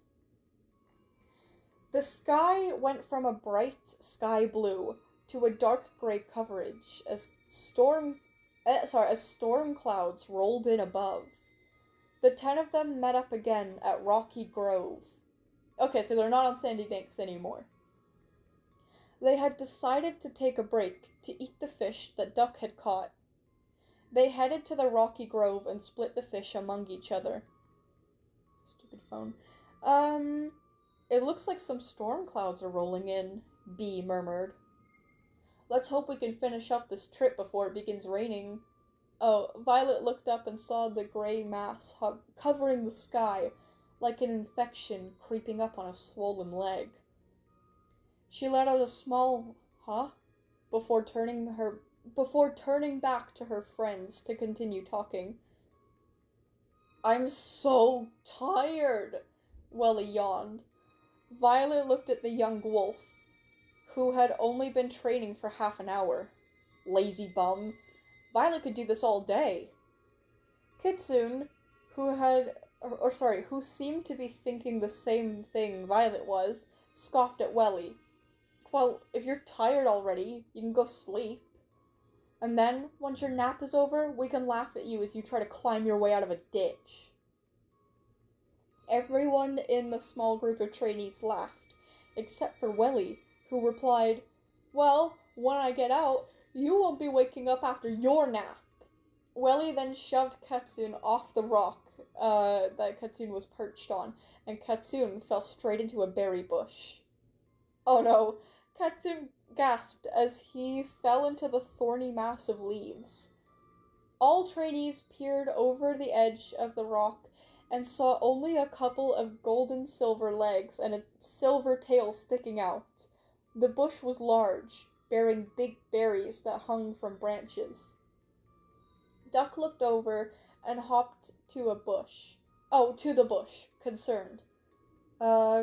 Katsune, you alright, bud? He queried nervously.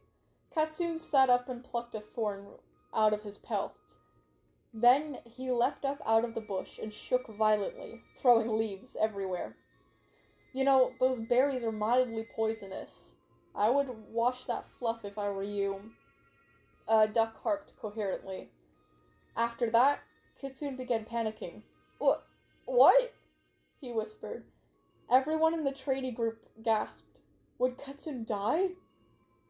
Duck recognized their panic and quickly added, Don't worry, it's not deadly until it's ingested.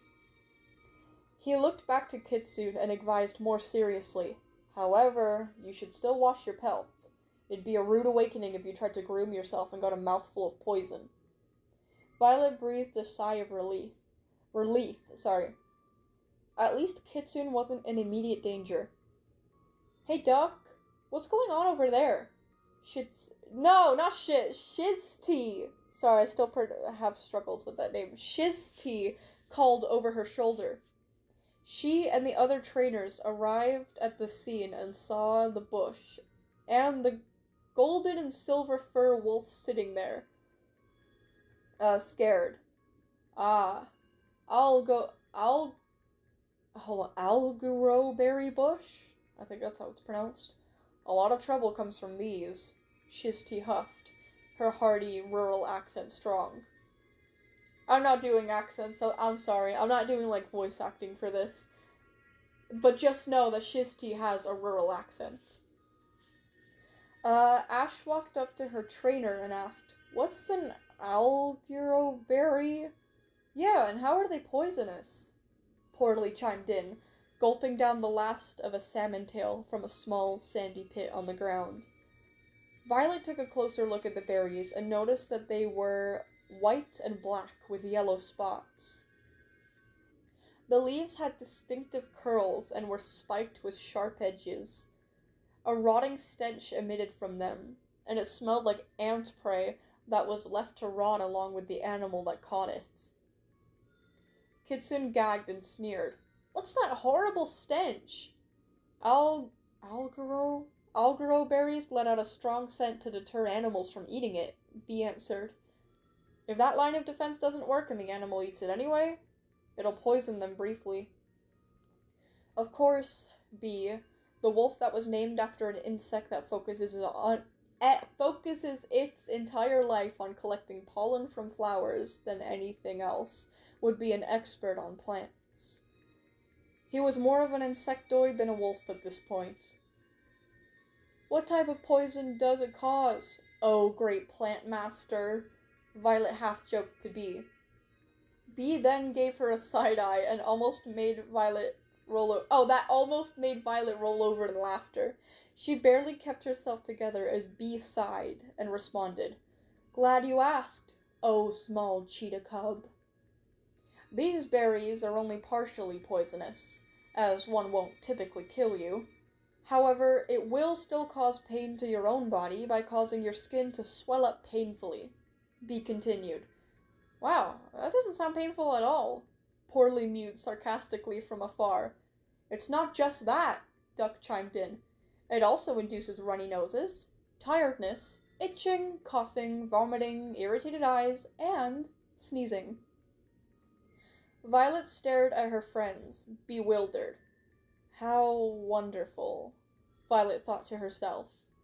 Fang, who had said barely anything this whole trip, finally spoke, murmuring. And, add extra prey to the pile, if you eat more than 2, you will die in less than 10 minutes. Violet slightly jumped at that. Only over 2 could kill you like that? Duck started again, murmuring.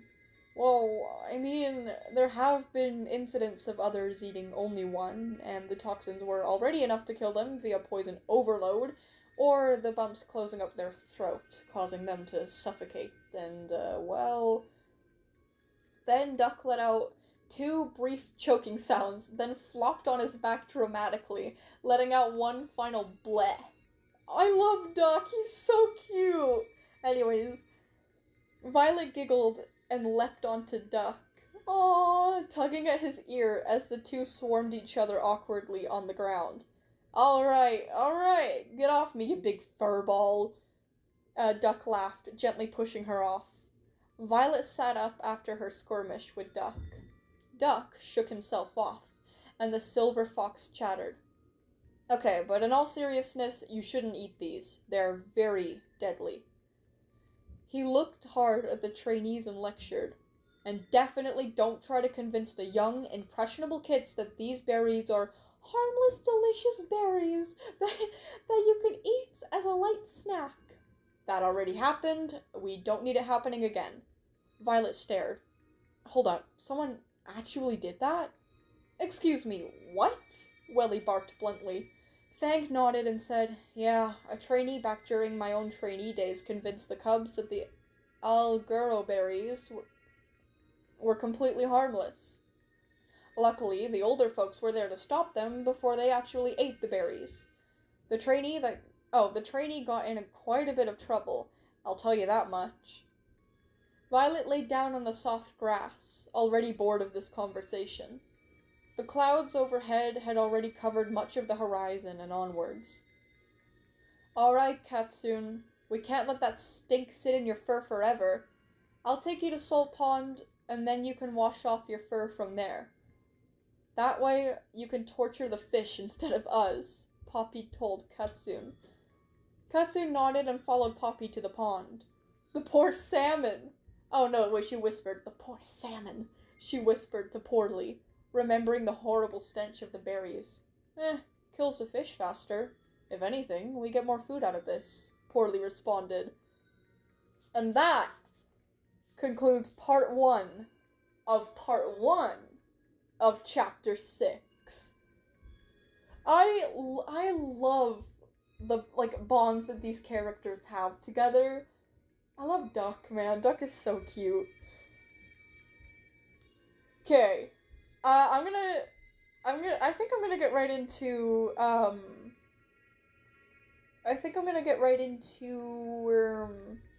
was I gonna say? I'm gonna get right into the second part of part 1. I don't know, I'm invested in this. I'm very, very invested, man. I love the Song of Violets. Let's go. Yeah, you know the drill. Completed parts of chapter 6. Oh, wait, what? Of part 1. Yeah, completed part 1 of chapter 6 of the Song of Violets. Also, Violet, if you're reading this before part half 1 out of 2, go back now, lady. I did not do that, fortunately. But, I don't blame you for the warning. Anyways. Okay, let's continue. Once Katsune came back, he was soaked, and he had some algae stuck in his fur. But hey, at least he didn't stink. Shizty walked over to the trainees and asked them, well, while we're here, do you want to learn how to climb trees? Violet looked over to her friends, who were teasing Katsune for his new algae attire. Hey Katsune, I bet those plants disguised you perfectly underwater. Did the fish even know you were there? Or notice you were there? Ash laughed. Katsune huffed and promptly responded, well, if you want some algae, then you can have it. Then he plucked a piece of it off of his pelt and flung it onto Ash. Ew! Ash gagged and shook off the pond gunk. Man, this series, I just want to say right now, this series, perfectly, captures, the attitude and the interactions that kids have with each other. I don't know. When I was growing up, I used to watch kids a lot because my mom owned, a dance company, and I used to help her with it, and I also used to babysit as a kid, This is like exactly what kids do. Oh, but anyways, let's continue reading on. Violet laughed at Ash, and he stuck his tongue out at her defiance. Ahem. Oh my god, Shisty growled at the group. They all turned to look at her. So, are we not going to climb a tree, or what? Or sorry, are we not going to learn how to climb a tree, or what? She stated. Poorly looked to Violet and said, I don't see why not. The other trainees nodded in agreement. Very well, Shisty nodded. She then looked over to the other trainers and called out, Hey guys, we're teaching the pups how to climb trees. The trainer went up to their respective trainees, and the 10 of them continued onto a nearby tree that had a low-hanging branch. This will be a breeze, Violet thought. Now that she had her fill of salmon... Hold on. The person currently writing this just got finished eating a McDonald's breakfast of hotcakes. Oh, McDonald's hotcakes. A hash brown? Man, I don't like hash browns. And a sausage. Oh. Frumpy, you're making me hungry. You're making me hungry in the middle of reading. Anyways, she knew this was going to be easy. So, to climb a tree, you have to try to take advantage of the bumps and grooves lining it. If you can successfully coordinate your claws with these, you will successfully be able to climb a tree with practice. Fang talked. Violet half zoned out as the trainers lectured them on how to climb trees. She already knew how to do this. Instead, she decided to talk to Poorly. Hey, do you think Katsune, Ash, and Welly will manage this? Violet whispered to her. I mean, they're wolves. They don't really have claws. Poorly looked at her and shrugged. I love the dynamic between Poorly and, Violet, by the way. But anyways, Poorly looked at her and shrugged. I'm sure they'll be fine. Oh, that was Violet saying that. Okay, anyways, Poorly says, I'm sure they'll be fine. I've seen them climb trees on their own time, and they've been fine for the most part. Violet nodded and looked back. Watch, Fang commanded. She kept... Wait, what? Oh, she kept on to the tree. Maybe leapt? I don't know. Her claws digging... Oh, I think it's meant to say leapt. She leapt onto the tree, her claws digging into the bark and clawing her way up quickly. Soon, she hopped onto the low-hanging branch. That's how you do it, she boasted as she hopped down. Now, would anyone like to try? Poorly walked up to her trainer silently. Poorly? Alright then, get to it, Fang encouraged. Violet watched as her friend clumsily scaled the tree, sliding down it a few times, but eventually scrabbled up to the branch. Great job, Poorly! You can come down now, Duck called up to the cream-colored cheetah. Poorly hopped down awkwardly and walked over to Violet, very proud of herself. Violet was impressed, but she knew she could do better than Poorly. Violet watched as her other friends also went before her. Kitsune fell off the tree once, but quickly recovered and slumped onto the branch, while both Ash and Welly hopped onto the branch with little problems. Finally, it was Violet's turn, and she strutted up confidently to the tree. She sized it up and leapt, grabbing a firm paw hold. As she shut up, stomach. As she scaled it with ease, she made it near the branch quickly. But, as she swung over to it, she felt something go through her paw. Oh! Oh! She yelped and recoiled, losing her balance and falling onto her back in front of everyone. Instantaneously, her friends began laughing at her as she sat up and gave them a dirty look. What were they laughing at? Oh, Linkstung, are you okay, Violet? Fox cried, rushing over to Violet. Do you need Kestrel? Violet looked up to him and answered, No, I'm fine. She looked at her paw and saw a thorn sticking out of it. That's what went through her paw. She pulled it out roughly and dropped it onto the ground. Violet, how does the dirt taste? Welly teased. She held herself back from using a stick to sever his main artery. She grumbled and hopped back up the tree, successfully getting onto the branch. She gracefully leapt onto the grass and shoved her friends aside as she slumped onto the tall grass, her paw still stinging from the thorn.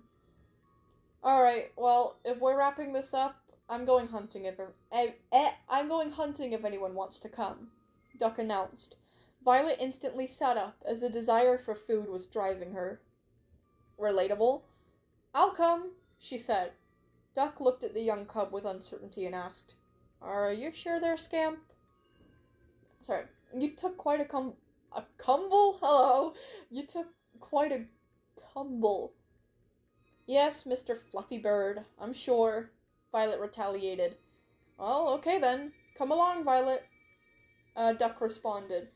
Violet followed her trainer as he stepped out deeper into the woods, ready to go catch prey and hopefully not fail like she did earlier. And that concludes part 1 of chapter 6. Man, I love these character interactions. Frompy, you're very good with dialogue.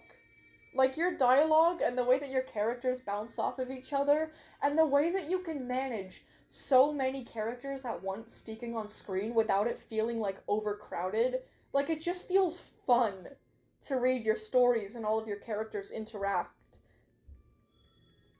Wait, you forgot to mention this, but Book 2 of the Song of Violets is called Dark Isles, so you can imagine how dark it is. Uh-oh. Ooh. Uh-oh. Wait, how many chapters are going to be in the Song of Violets?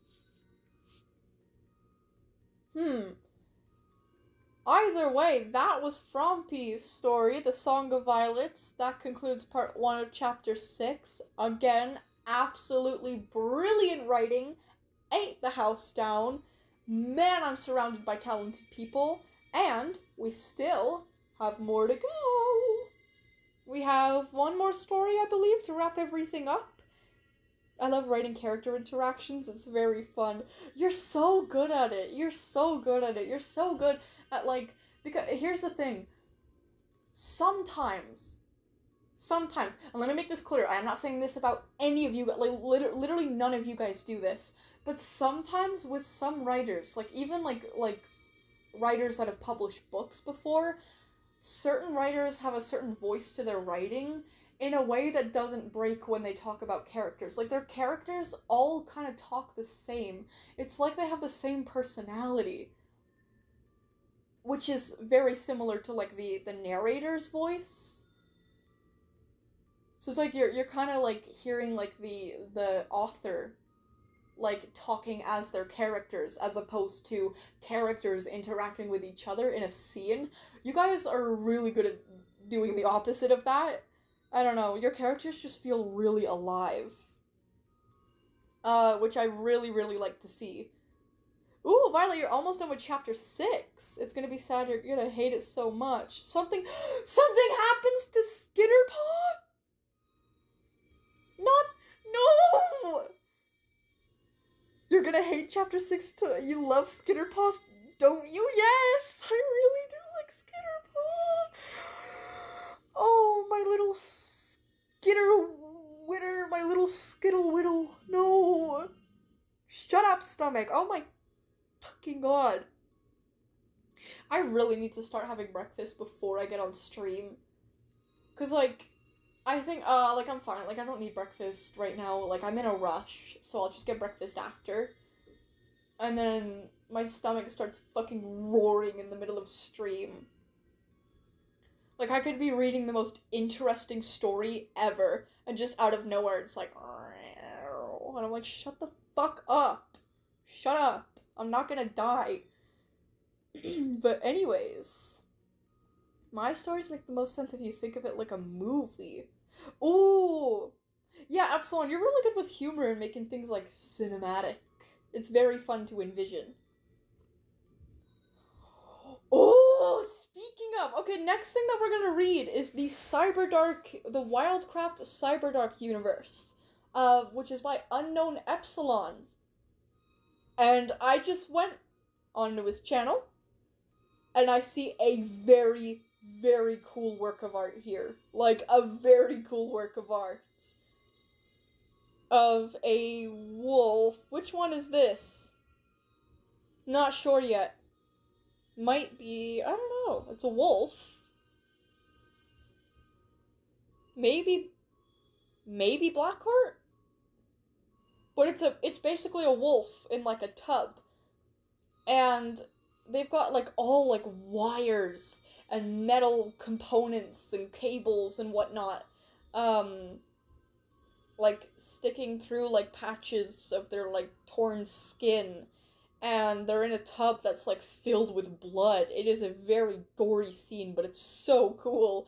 And they have a cable wired into their head, and it connects to like this what is that exactly? Some kind of device that is connected to like an old TV, and on the screen there's like an evil wolf. He looks pretty evil. He's got like a sinister grin.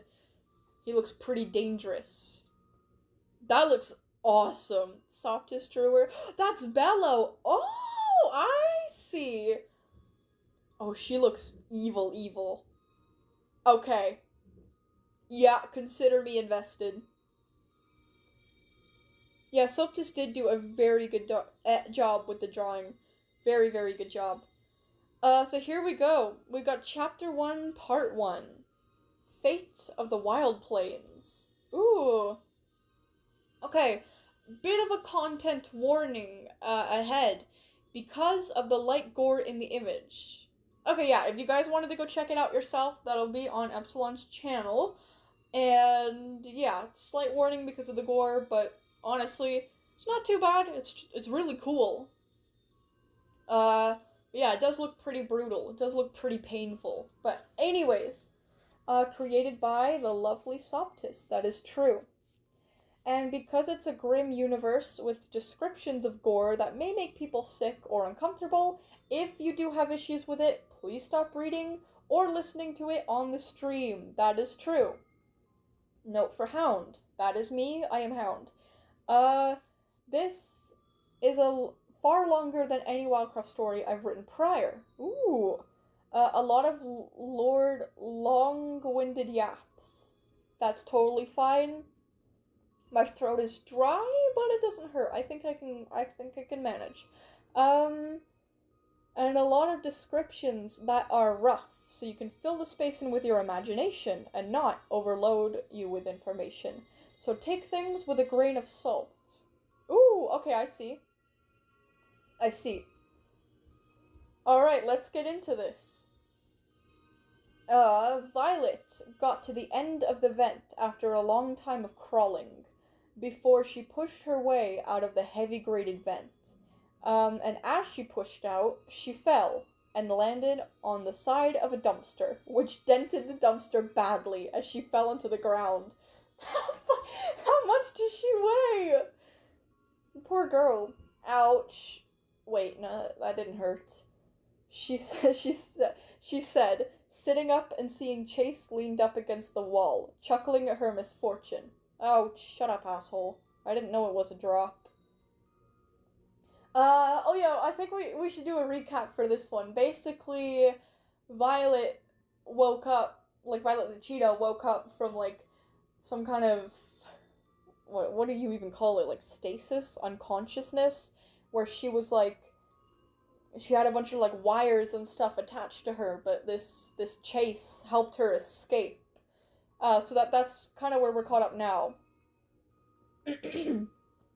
So I'm trying to save my voice here. Ignore my dog barking and my sister yelling at my dog barking. Chase just laughed before he began to walk out of the alleyway they ended up in. Hope you had a nice fall. He teased as he paused at the corner to check down the alleyway. Your bad fall aside, we need to dip before they call in their players. They're annoying with their respawn shit. They can't believe you'd only do this to some animals, and leave others to rot in mechanical bodies. Fucking asshats. Another time with that. Let's go, he said, before for her to follow as he began to jog along. Violet scoffed and followed. Oh, sorry for the noise. Knowing she'd be better traveling with this asshole than getting sent back to wherever she was. And so, with that thought, she followed after and journeyed through alleyways and through odd ends and tunnels, which smell worse than a farm on a rainy day. Oh, your secret tunnels stink like hell. That's why they're secrets, because no one in their right mind would follow. That's sort of what you get when following the obvious serial killer to a secluded place. Oh, Chase deadpanned as he lifted open a metal garage door for her. You know, I didn't even think about that. You're still a dick, though. These dialogues kind of remind me of the game Dispatch. I don't know if you guys have seen that. That's been really trending recently because it's like a newer game. It's pretty good. It's actually really, really good. But anyways, I haven't played it. I've just seen content on it, and from what I see, I like.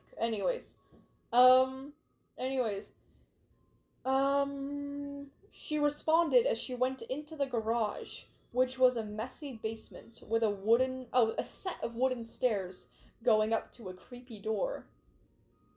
Chase closed the door and went up the steps, knocking 3 times in bursts of 2 every 2 seconds before opening the door. Hey, she's here. And that's how you get free gems, and a familiar voice said, but was cut off by Chase. Shut up, Spaghetti. Is their actual name Spaghetti? I hope so. Chase snapped, turning to the right to enter a main room. Violet made it up to the top of the stairs before looking to the left, where she was met with a bathtub filled partially with red blood and oil that filled an inch of 2 of the bottom.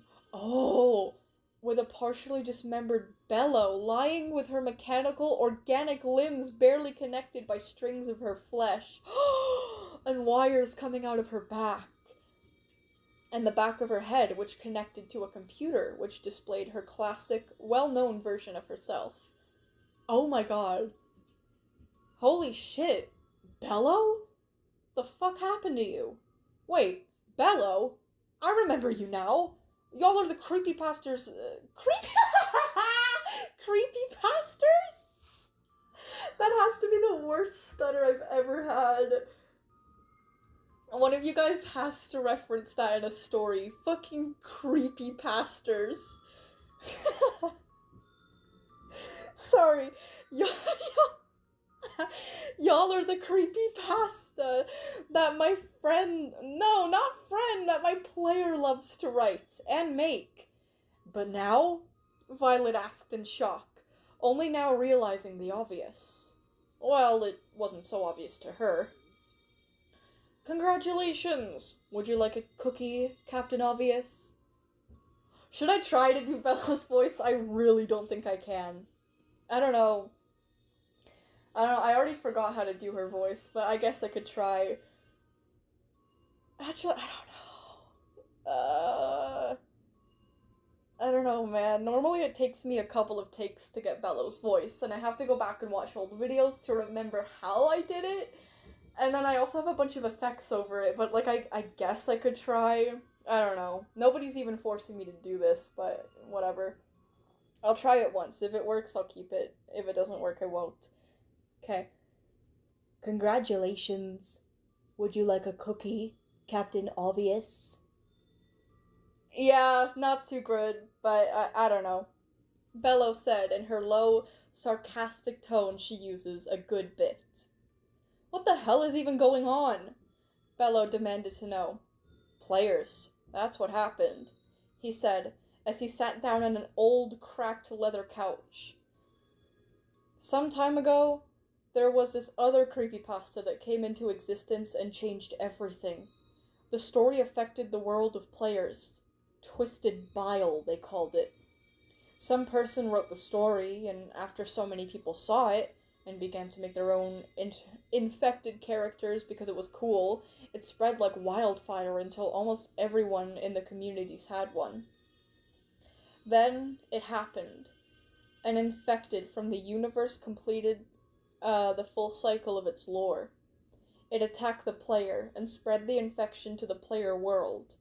And after the infection was subjugated by the militaries, players discovered how to import and export their shit into our worlds, and turned our universe into a test experiment, and so on.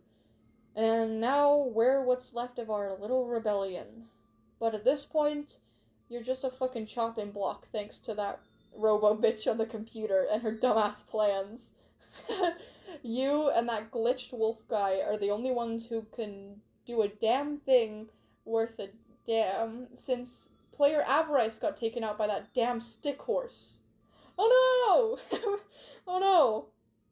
He went on and on about good lore drops, but yap sesh much?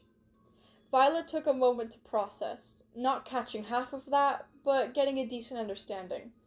Okay, so let me get this straight.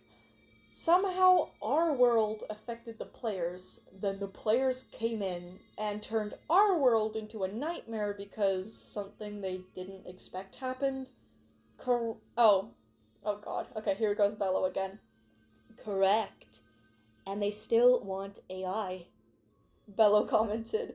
That sounds more like Sin than Bellow, but I can't make my voice go deeper right now. With a hint of artificial saltiness to her tone. Shut the fuck up about that already, you spooky spaghetti, Chase said, turning invisible and vanishing. I like how they call her spaghetti, because she's got all the wires. You should be more careful about who you're talking to. Oh, she was going to say talking to, but she didn't.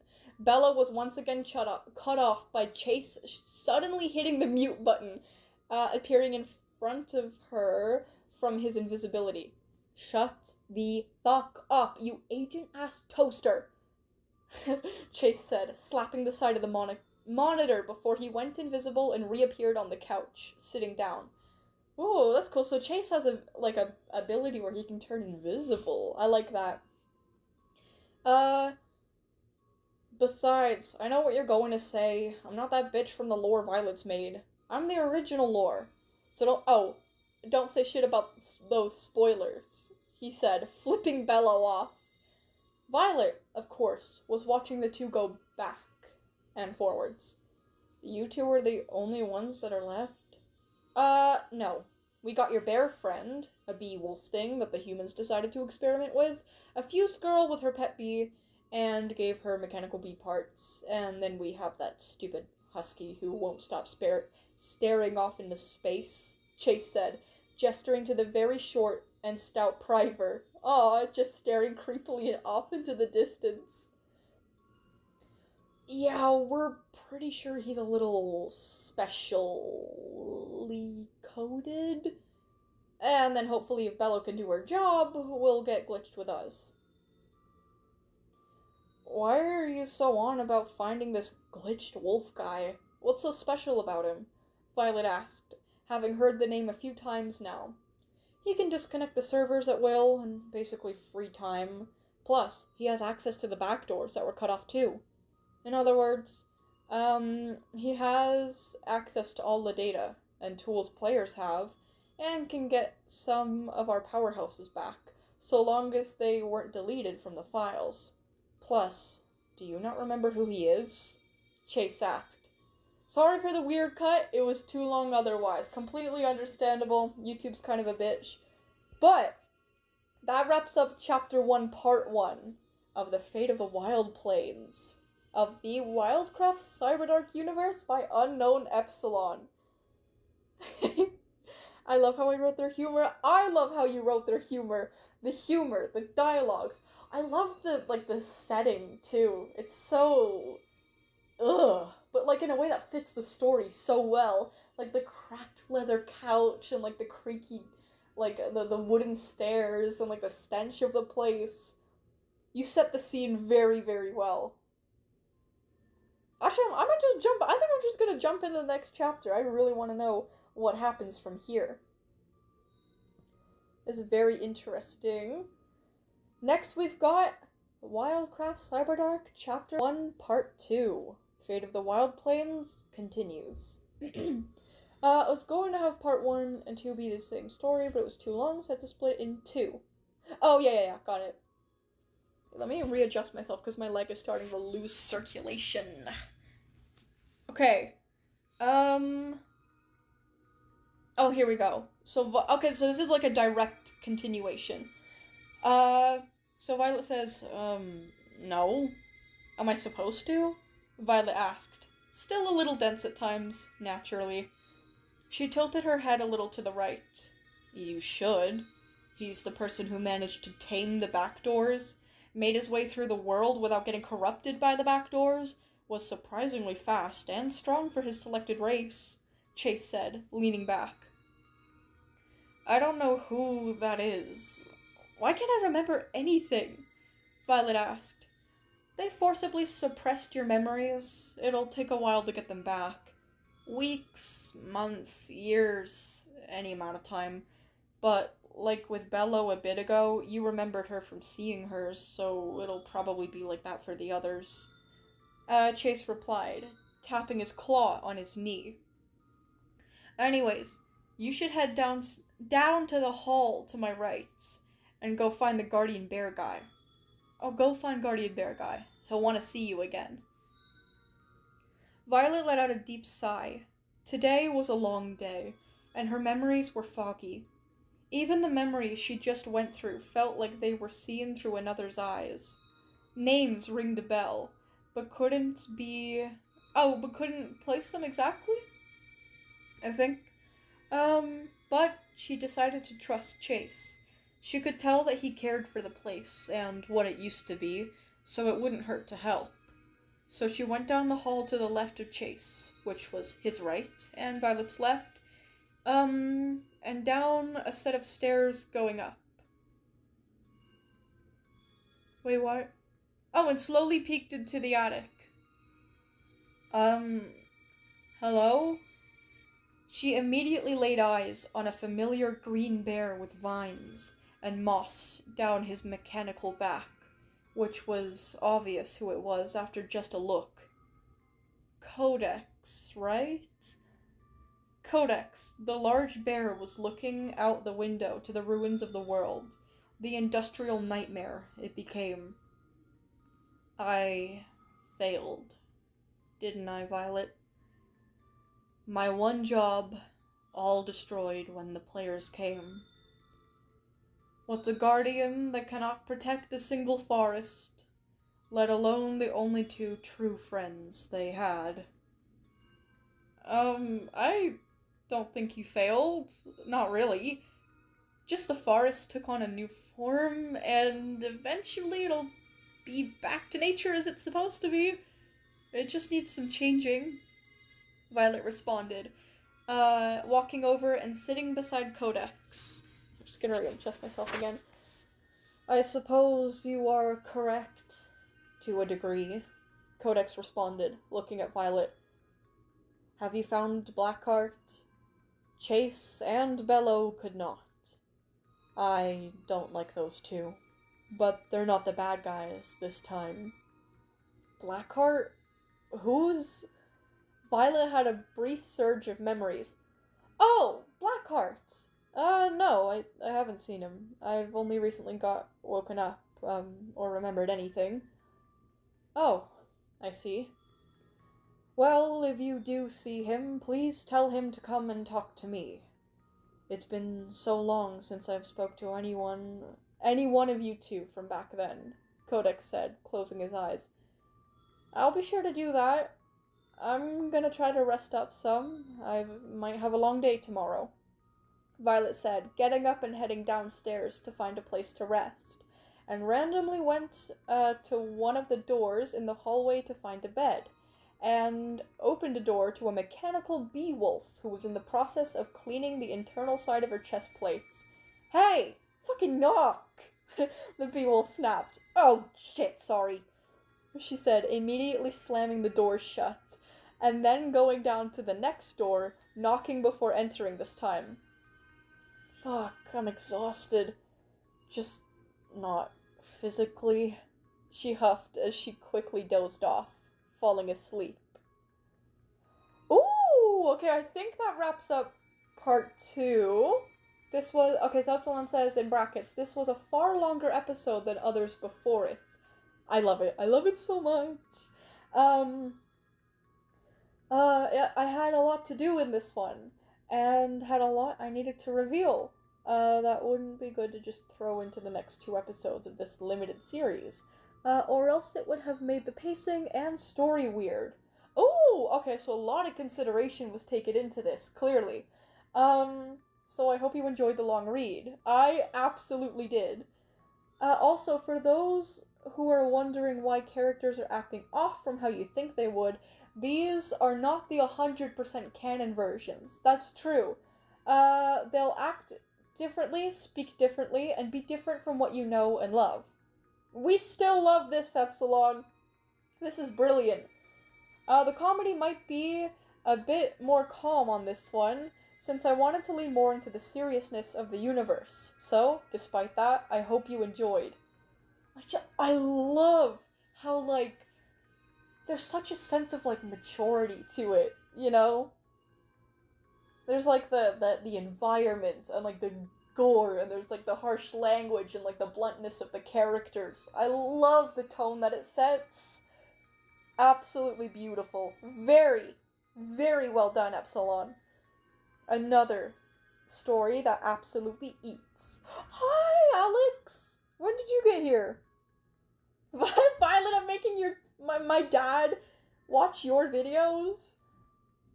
Hey, that's awesome. I hope he likes it. I really do. Wait, what? The person who made this is 8 years old, but she has a voice changer.